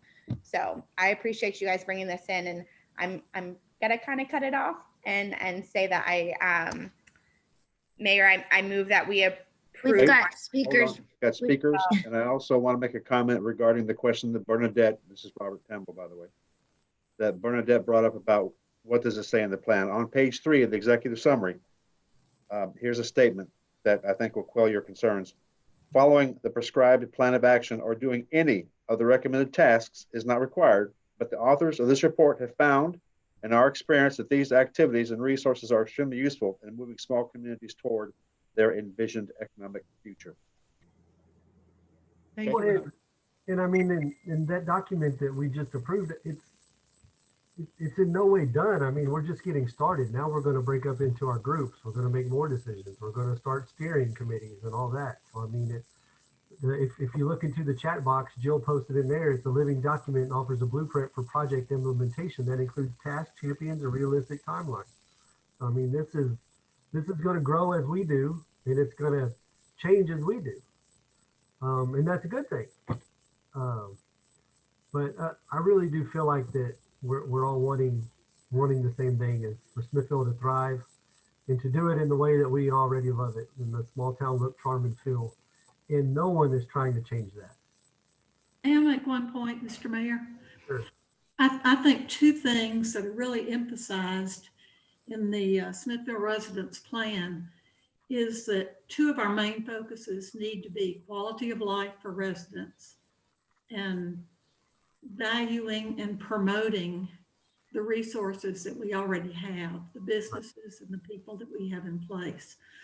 I don't see those, those goals are not, a lot of the strategic resiliency plan focuses on growth, but I think one of our tools for measuring growth is, are they things that enhance the quality of life for our citizens? And do they protect and promote the people who are already making their living here and doing things here? So I think, you know, it should go without saying that those two very important points that you guys emphasized are part of the measuring stick we would use to look at new proposals. I think that that's exactly what Ted and Bernadette were trying to tell us, but we kind of got lost there in the mud for a minute. But that's a perfect summary.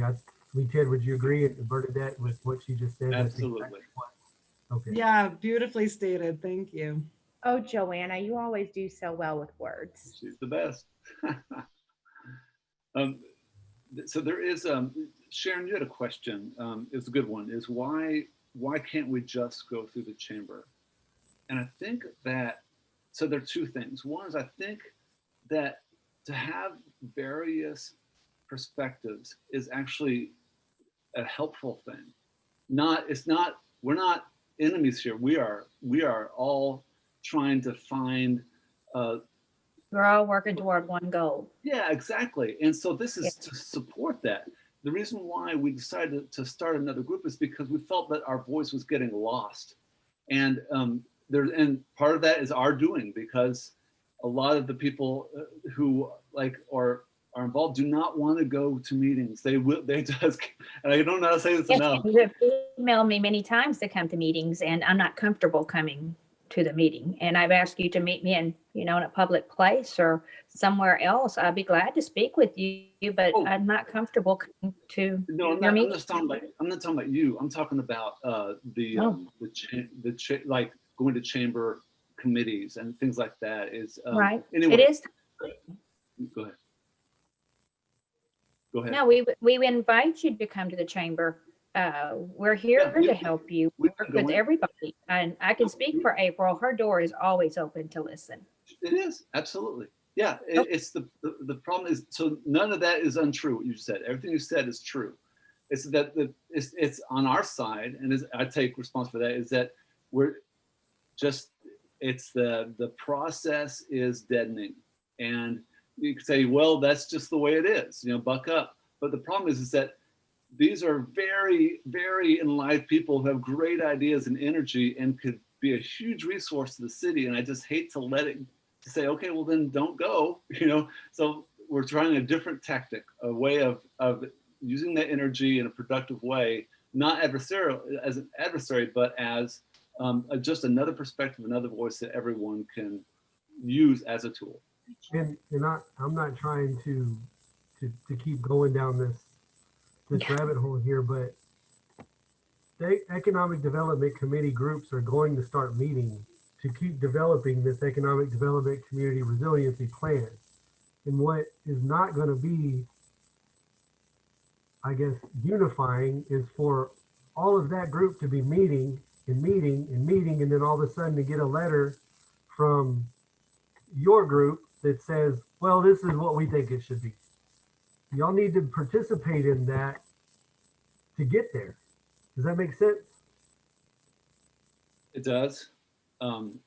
It probably won't happen. What we can do is we can say, here are other ways of doing it, and we can talk about those different ways and why they're We're here different. to talk about it now. What's that? Why would you not participate? Well, I plan on being there, and I know Bernadette does too. Good. But I'm glad to hear that. Yeah. All right. Well, sorry, Ted, did you have something else? No, that's it. That's it. All right. Council, I think we've discussed this, and I'll entertain any motions. You have two people that want to speak. Oh, sorry. All right. Let's Tom Etheridge. All right. This is a 3-minute. Starts as soon as you start. Go ahead and tell us your name and go from there. Okay, I understand. Thank you for the opportunity to speak. I'm Tom Etheridge. I'll be brief. My wife, Debbie, and I reside at 608 Ramona Street. Our daughter, son-in-law, and 2 grandchildren live in Smithfield too, as well as many friends. As a city resident and property owner along the Colorado River, we are keenly interested in economic development initiatives for our community and in how the process to accomplish those will take place. I participated in the Chamber's July Zoom meeting in which Pam Mundo's report was summarized, and I thought it was a good report. Debbie and I love the small town feel of Smithville, but we are also strong advocates for new economic development in the community, and we're also advocates and supporters of the Chamber. We need more dining and shopping options, particularly more healthy options and consistent full-time hours of operation for those. While adequate housing is very important, economic development really boils down to jobs. A paycheck is probably the single most important component of quality of life. It provides the foundation, the financial foundation to actually pay for goods in both public and private services, and it also creates sustainability. With respect to the economic development plan, Debbie and I support the focus on raising awareness outside our community, as opposed to the suggestion some have made that recommends we at least initially not try to be attractive to outside investors, developers, and tourists. I strongly recommend that the city consider focusing on fewer, say 2 to 3 of the highest priority goals, and concentrate our limited financial and human resources on those, and avoid getting spread too thin and risk not accomplishing anything in a meaningful way. Thanks for allowing me time to talk. Thank you, sir. That was a great use of your time. Thank you. Next, Then I have Sarah O'Brien again. okay.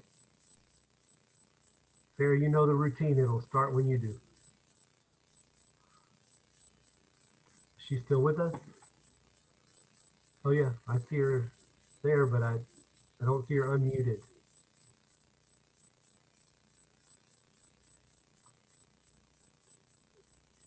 Sarah, are you there? Going once. Yeah, I'm sorry. I have 2 council meetings happening simultaneously. I'm sorry. The other one is on a phone call. Bastrop doesn't matter. No, not Bastrop. It's Round Top, Texas. Anyways, I Either way. don't have anything else to say at the moment, but thank you for the opportunity. Okay. Thank you, Ms. O'Brien. Do we have anyone else? No.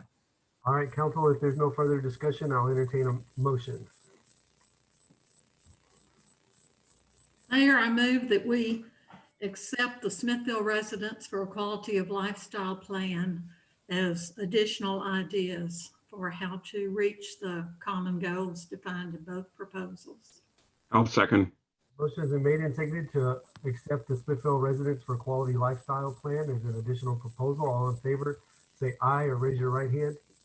And keep up your hand because I got to go through and count.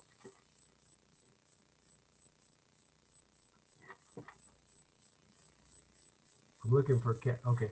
Any opposed? All right.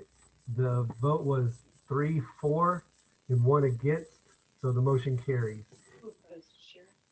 All right. Next up, discussion and action on an ordinance adopting the 2020-2021 fiscal year budget.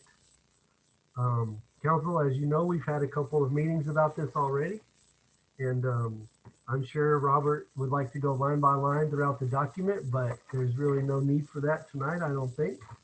But you can go ahead and take it away. All right, Council and Mayor, as you said, we've already met a couple times on the budget in a workshop. Those presentations are online for those who are online now and may not have seen them. We are asking for $12.4 million. We do have a balanced budget. Revenues and expenditures equal out. This is a $272,000 increase over what we spent last year. We went through the workshops identifying various infrastructure projects, development projects, above and beyond what it takes to keep the lights on, the water running, and the toilets flushing. This 2.2% increase will allow us to support a variety of citywide services, projects, plans, and initiatives. And I would certainly appreciate your approval. I want to thank all the city staff and the council for putting in the time that has been spent on developing this budget. Any questions?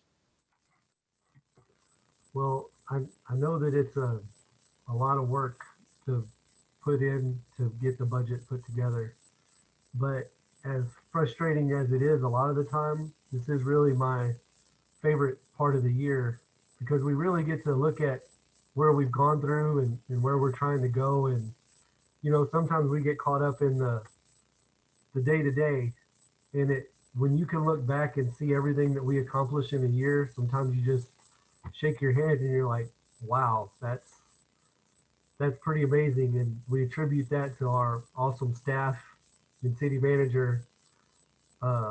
We're lucky to have the people that we do in Smithville, Texas.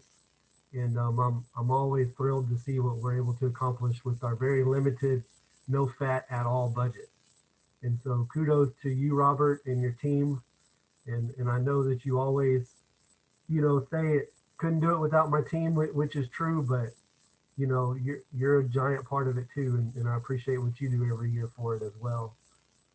And Thank you much, Mayor. I also want to say that, there's a lot of projects. We did all this in the midst of COVID. It's our 183rd day of this global pandemic. And, that's really icing on the cake when you can accomplish so much with so little during a pandemic. And the future is very bright. I mean, we have the potential of almost 100 new homes in the next 18 months that could be developed in Smithville. Infrastructure projects, with the solar farm going in, we have water tower refurbishment.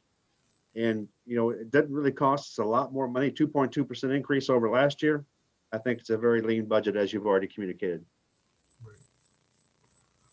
All right, council, if there's no further discussion, I'll entertain any motion. Mr. Mayor, I move that we approve an ordinance adopting the 2020-2021 fiscal year budget. I'll second that. It has been made and seconded to approve and adopt the 2020-2021 fiscal year budget. All in favor, raise your hand. Any opposed? Motion passed unanimously. Congratulations, Robert and Cynthia. Now you can get started on next year's budget. Thank you, Council Mayor. I saw your screen disappear. I thought you just left the meeting for a second. I'm glad you're still there. Goodbye. Yeah, exactly.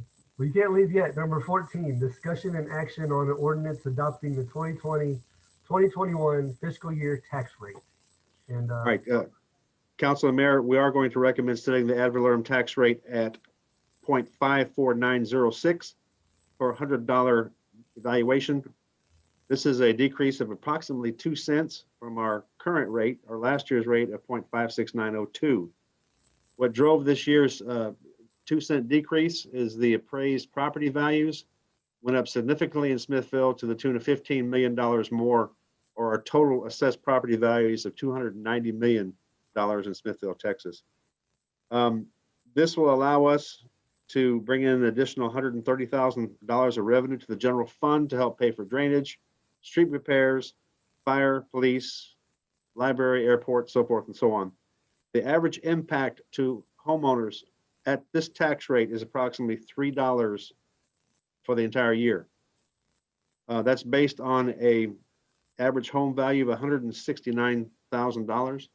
And I want to remind the council and citizens that each of our tax burden that we have, 23% comes from the city's property taxes. The rest are the school and the county.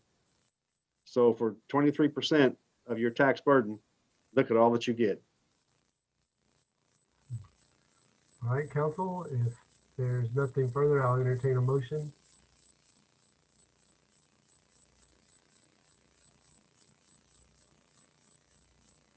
Mayor, I move that we approve. I can do this one too. Mr. Mayor, Council, I move that we approve an ordinance adopting the 2020-2021 fiscal year tax rate. I will defer to you, Joanne. How about it? I'll second that. I second it. Motion has been made and seconded to adopt. I might be having trouble with my internet. I'm not sure Yeah. Hey, Jennifer. anything right now. So, go back up. Joanna, I think I heard you.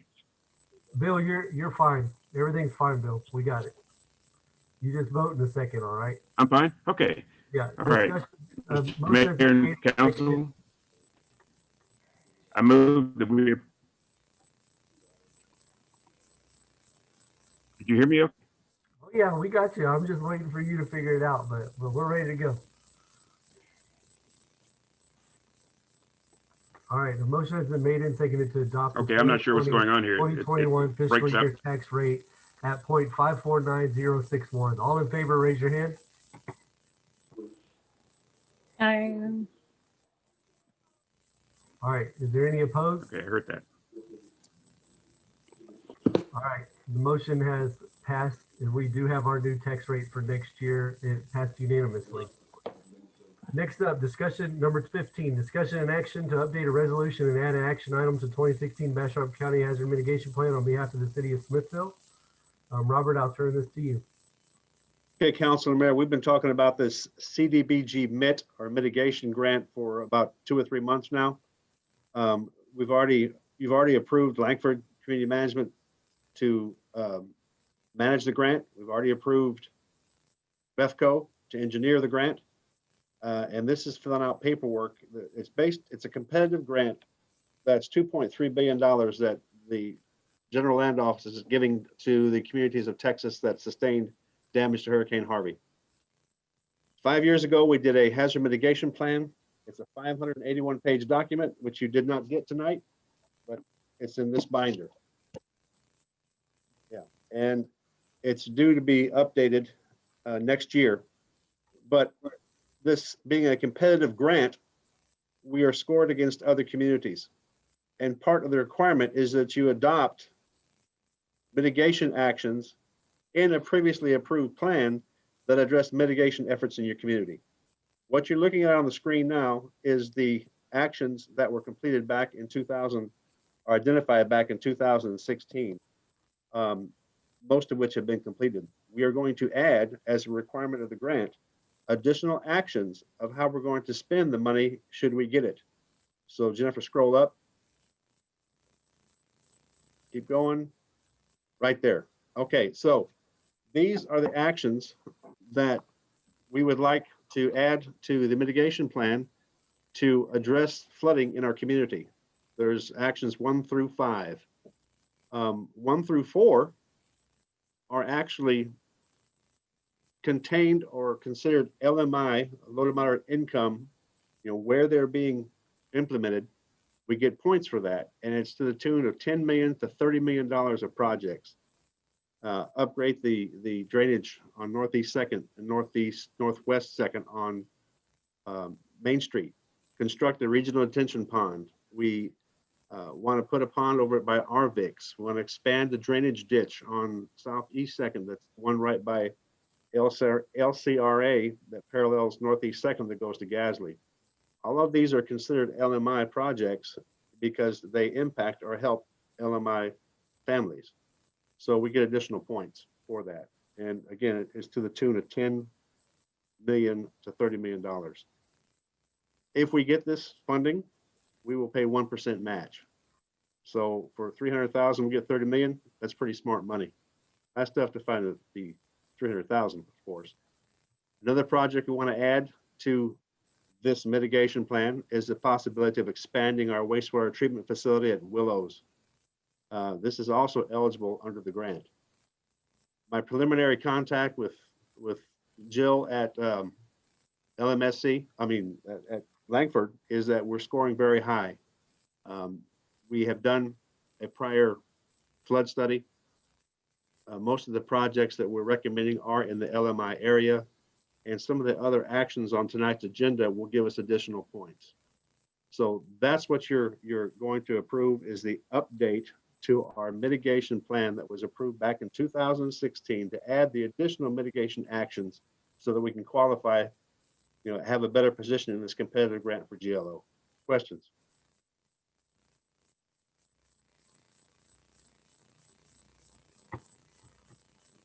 If there's no questions, council, I'll entertain a motion on item 15. Mr. Mayor, I make a motion that we update a resolution and add actions to the 2016 Bastrop County Hazard Mitigation Plan on behalf of the city of Smithville. I second. Motion has been made and seconded to adopt the resolution and add action item to the 2016 Bastrop County Hazard Mitigation Plan on behalf of the city of Smithville. All in favor, say aye and raise your hand. Aye. Any opposed? All right, motion carries. Next up, number 16. This has to do with discussion action on a resolution authorizing submission of a community development CDBG MIT project application to the General Land Office. and authorizing the city manager to act as the city's executive officer and authorized representative in all manners pertaining to the city's participation in the GLO CDBG MIT program.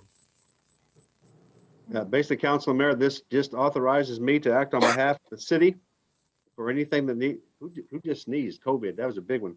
Excuse me. This authorizes me to sign on behalf of the city for anything that has to deal with the CDBG MIT grant. And again, I think it may have passed over y'all's head. This is a $30 million worth of funding that we get for 1%. There are very few opportunities in life where you can fix things that have been wrong for decades. And this is an opportunity. So I really got my fingers crossed that we can get some of this money and fix our long time drainage issues in town. Anyway, back to this. If you approve this, it allows me to sign on behalf of the city. Council, I entertain a motion. Mayor, I move that we approve the discussion or the action to adopt. Oh man, sorry, hold on. I was on the one after that. Authorizing the city manager to act as the city's executive officer and authorized representative in all manners pertaining to the city's participation in the GLO CDBG MIT program. I second it. Motion has been made and seconded to authorize the city manager to act as the city's executive officer and authorized representative in all manners pertaining to the city's participation in the GLO CDBG MIT program. All in favor, say aye and raise your hand. Aye. Any opposed? Motion carries unanimously. Next, discussion and action to adopt a citizen participation plan for the general GLO CDBG MIT grant program. Robert? All right, Council Mayor, same. This is again continuing on trying to maximize our points. If we adopt a citizen participation plan for the GLO CDBG MIT program, we get additional points and we ensure that the city citizens have input to the process. And you have a copy of the plan. Jennifer, scroll down, please.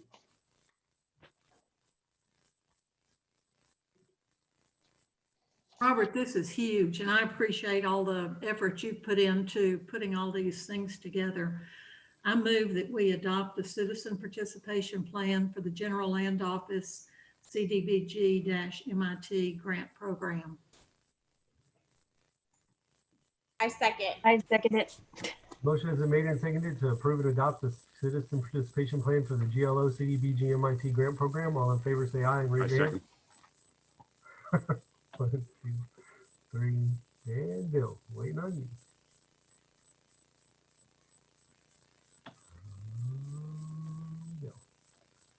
Bill, are you there? Are you aye? Are you a nay? You aye, okay. We're going to take that. Yeah, I couldn't hear you. It's all right. All right, the motion has been made and seconded and then voted on and approved unanimously. Next up, number 18. Discussion and action to adopt a financial management policy for the GLO CDBG MIT grant program. Same story, different verse. We just gotta pay for it, and this is adopting how we're gonna do that. I'll entertain a motion.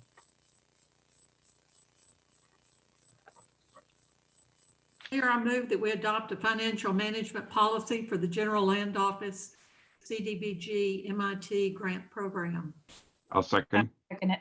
Motion has been made and seconded to adopt a financial management policy for the general GLO CDBG MIT grant program. All in favor, say aye and raise your hand. Aye. Aye. All right. Any opposed? Motion carries unanimously. All right, Bill, I'm going to need you to point your cell tower in the right direction because I'm going to need your participation in this next one. So, I'm working on it. So, Council, I did speak with Councilman Gordon over the last month or so. He is currently serving as our CapCog board appointment to the General Assembly from the city of Smithville. He has been doing so for a little while now, and he's doing a great job in my opinion. It is also my suggestion that he remain in that spot if you would like, and if you would make a motion to have him do that. He comes under my suggestion for him to continue to serve, and he has agreed to do so. I don't know, Councilman Gordon, if you wanted to say anything about it. Let me try to see if I can get this on. Yes, I would like to say something about it. And I always encourage people, often people watching as well as council members, to take a look at what CapCog does. It's not just some organization that's just there for show. There's a relationship between legislative duties of our elected officials and what CapCog does. And that all filters down to small communities like Smithville and counties as well. So things like 911, we manage that pretty much and provide the funding and collect the fees. Committee on Aging. And by the way, if you have interest in ever serving on some of the committees, I would encourage you to take a look at capcog.org. And there are a number of other subgroups associated with the executive committee that I think would be well served for us to participate in. But I enjoy it. I'm able to establish relations with people who can serve us well. And we also have an ear to the ground as to what's coming down the pipe, especially with things like EDA grants. So with that in mind, I'd certainly like to stay and I'd like to have your approval. And from my understanding, as I'll probably have to stay. Thank you. Bill, I think you're doing a good job representing us. And I would like to move that we support the mayor's appointment of Bill Gordon to continue in the General Assembly CapCog, General Counsel, Governments Board. I second it. Good job, Bill. Thank you. All right, so Bill will not be able to vote on this next item, so I'm going to need to make sure that I get the 3 of your votes. A motion has been made and seconded to approve the appointment of Mr. William Bill Gordon as our appointment to the General Assembly for CapCog Board. All in favor, raise your hand.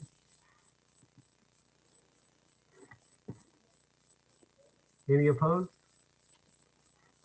All right, Bill, you barely made it, but you're in for another term. Congratulations. Whoop, whoop, yay. All right. Thank you. Next, and that was unanimous, by the way. Next up, discussion and action on ordinance amending chapter 14 zoning section 4 standards for particular uses, paragraph 4.1.4 placement of manufactured homes to remove mixed residential. Robert. Yeah, Council Mayor, we did an effort 2 years back to redo our chapter 14 zoning. This is strictly a typo that needs to be removed. As it stands now, we have eliminated the way the ordinance is written, any safety requirements for tying down mobile homes in the mixed residential area. We didn't want that to happen. So this is just to correct a typo to ensure that any mobile home that goes in a mixed residential area meets all the safety requirements and regulations as necessary.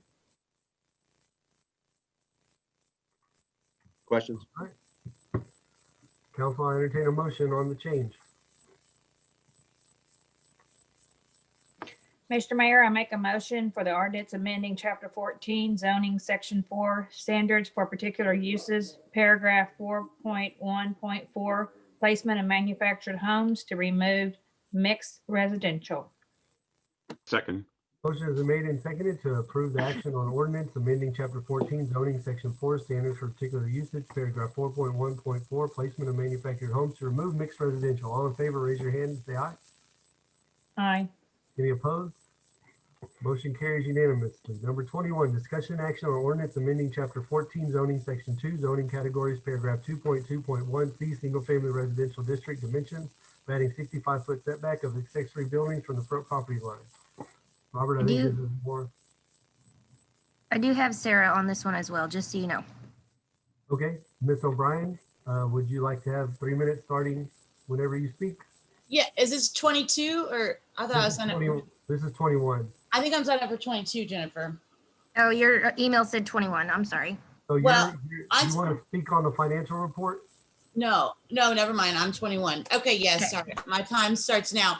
I just am a little concerned about the 65 setback number because all of the lots in SF1, and I understand it was an omission, but sometimes we get lucky and things are accidentally omitted and that's okay. But we have different lot sizes. So a 65-foot setback from the front property line is just an arbitrary number and it's going to affect each property differently.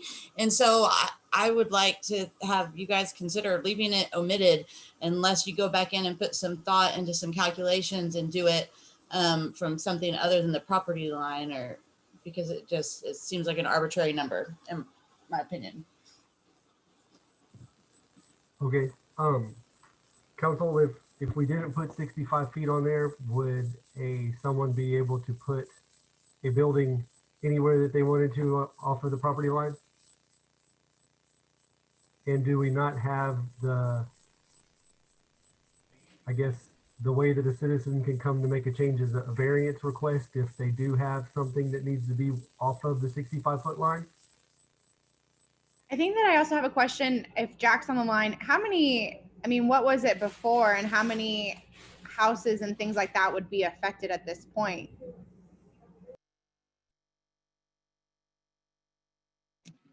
Yeah, it's always been 65 foot, like Robert said. It was omitted when the zoning got redone. But yeah, it's always been, to the best of my recollection, long as it's been there, it's always had accessory building 65 foot back behind the front building line. So yeah, it's just something that was omitted. And I haven't seen in too many instances, most lots in town are at least 125 foot deep or somewhere in that neighborhood. That 65 foot hasn't come into play because it also says that it has to be in the rear yard. So with that 60 foot, I don't see an issue with anywhere, especially in SF. It's in SF2 in the zoning. It just got omitted out of SF1. Right, and we do have minimum lot sizes that are allowed, and we also have, if somebody isn't happy with the 65 feet, they're welcome to come to the council with a variance request and go through it there. So basically, it's just forming up the language to match the other sections with SF1. I agree with Jack. Since it fits most of the lots in town, I would rather handle exceptions as a variance. And I think the council has been pretty consistent in allowing variances on lots that have unusual shapes or configurations. This is Robert. Just got a message from Sarah regarding the ordinance. Is it the building line or the front property line? Front property line. The front property line. That's what. Okay. And in this time that we've had this omitted by accident or, on our side, has there been any residences built that don't hit that 65 foot setback? You mean accessory buildings? I don't believe so, Jack. None to my knowledge, no. This has never been an issue with any of the accessory buildings going in. Nothing that I know of.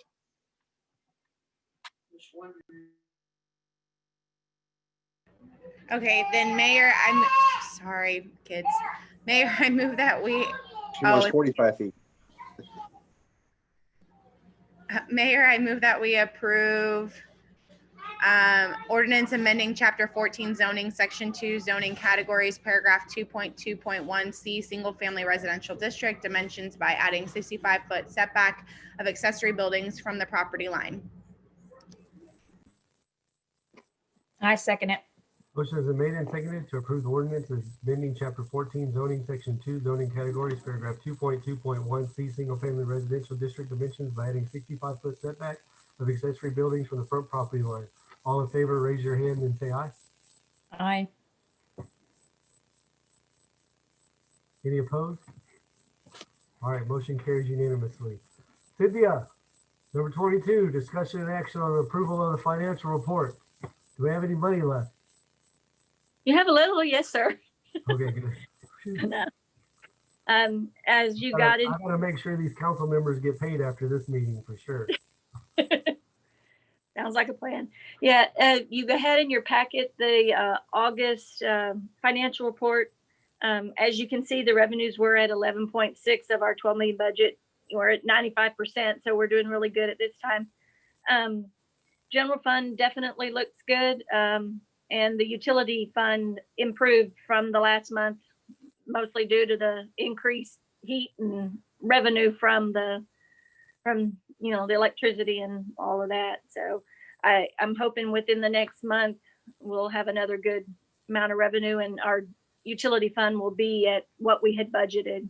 So hoping that it will.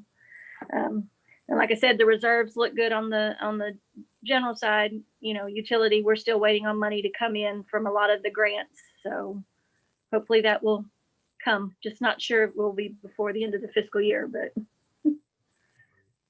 I do want to say that I did jokingly say I want to make sure the council gets paid.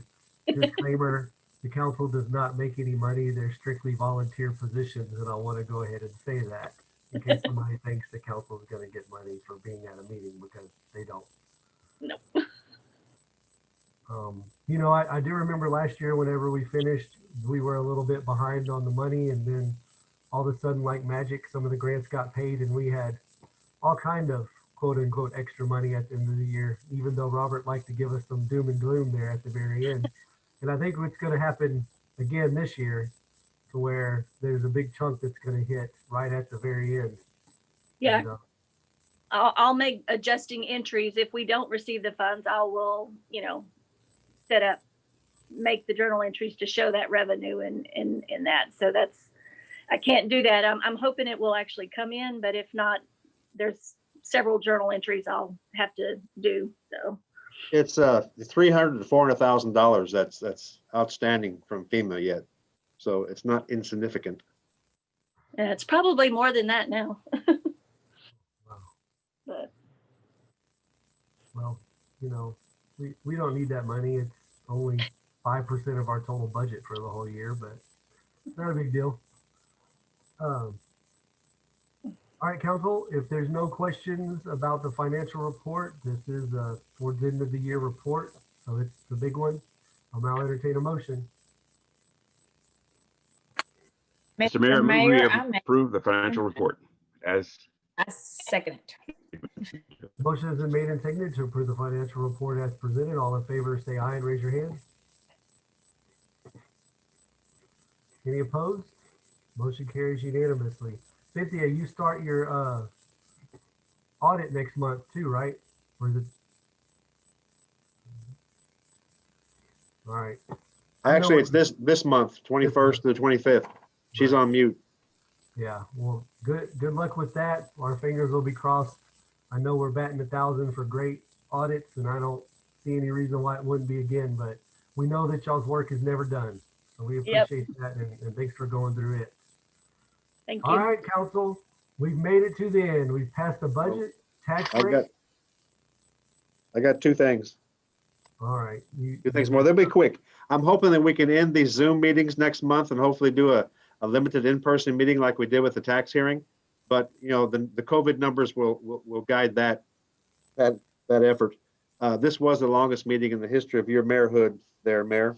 The next council meeting is on the 19th of October because we want to push it a little out for budget amendments. So the meeting is October 19th instead of the 12th, which is a holiday, by the way. Thanks. That's it. All right, council, congratulations on making it through. To the citizens, we always appreciate your input. We definitely always want the input from every member of this community. And we definitely take it all to heart. And you all are valued and listened to. And I want everyone to know that. And to also know that all of our doors are always open and our phones are always there for you to give us a call or email or anything. This is a great community because of the great people that we have in it. And I only see it getting better and better every day. And with that, it's been another great year. I'm glad we got the budget done, the tax rate done. And I'm looking forward to a great year together with all of you. So this meeting is now adjourned. Everyone have a good night. Thank you. Bye, guys.